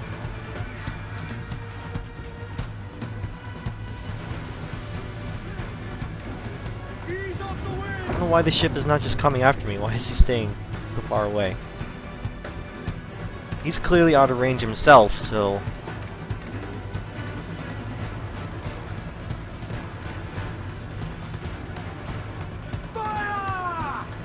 That should be it. Yeah, there we go.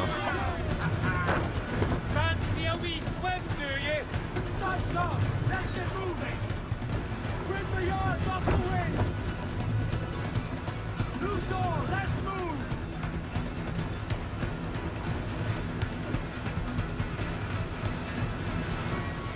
Pretty cool battle, but I wish I knew ahead of time that I needed to sink all the ships. That would have made it a little bit faster for me if I had known that.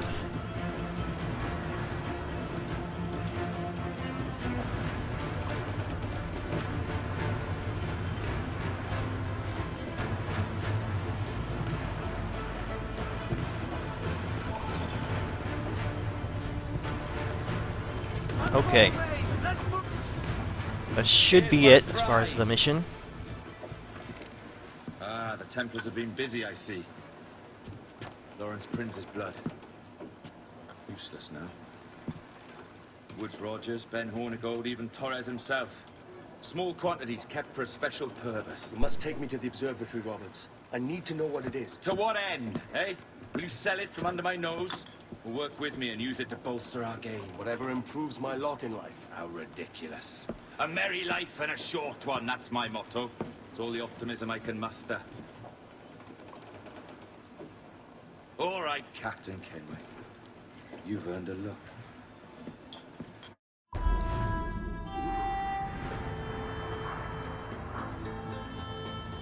Okay, so I used the rope swing at the end to kill the captain.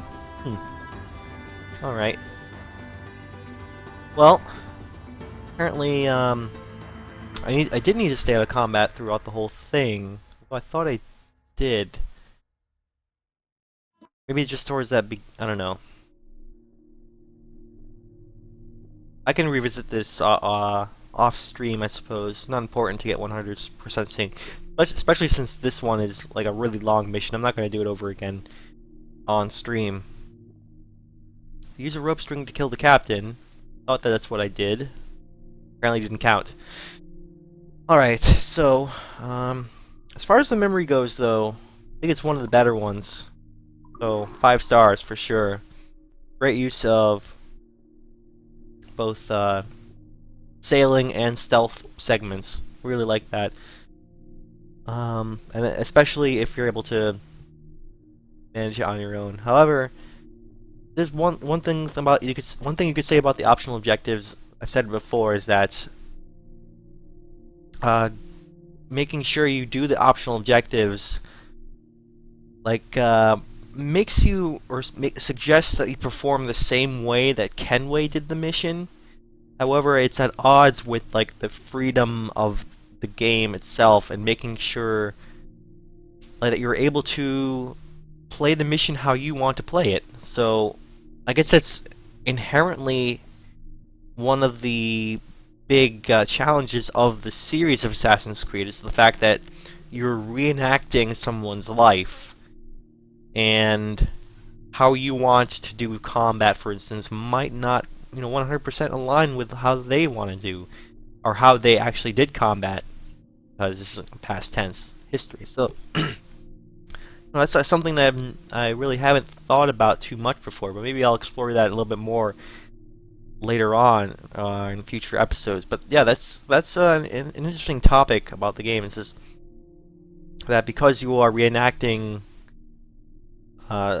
someone's history. I mean, these guys are long dead. Edward Kenway is long dead. You're just exploring their memories and their past. You theoretically should enact their life exactly how they enacted it, but that is at odds at an interactive sort of game, which I guess is an inherent flaw in the entire premise of the Assassin's Creed series. But it's not that bad. I mean, optional objectives are optional for a reason. That's why they're called optional. So yeah, it's not that terrible flaw. But if you do care about those optional objectives, then it can really put a wrench in making the game totally enjoyable. So with that, let's continue on and see where else the game leads us. Close out the stream soon. Okay, so back on our good old ship with a mission over here, it seems. Okay. So, I think we'll call it a stream here. I think I'll do that mission again off stream just to 100% sync it. And if you'd like to catch up to the stream watching the archives of my playthrough, and go over to my YouTube channel, which is youtube.com/yamstersam. And you can also follow me at Twitter to find out when I go live on Twitch over at Yamstersam. Username is at Yamstersam. And of course, my Twitch channel is twitch.tv/Yamstersam. And you can Be sure to give me a follow there to know when I go live as well. If you like what I'm doing here. And on that note, I will bid you adieu and say, see you later.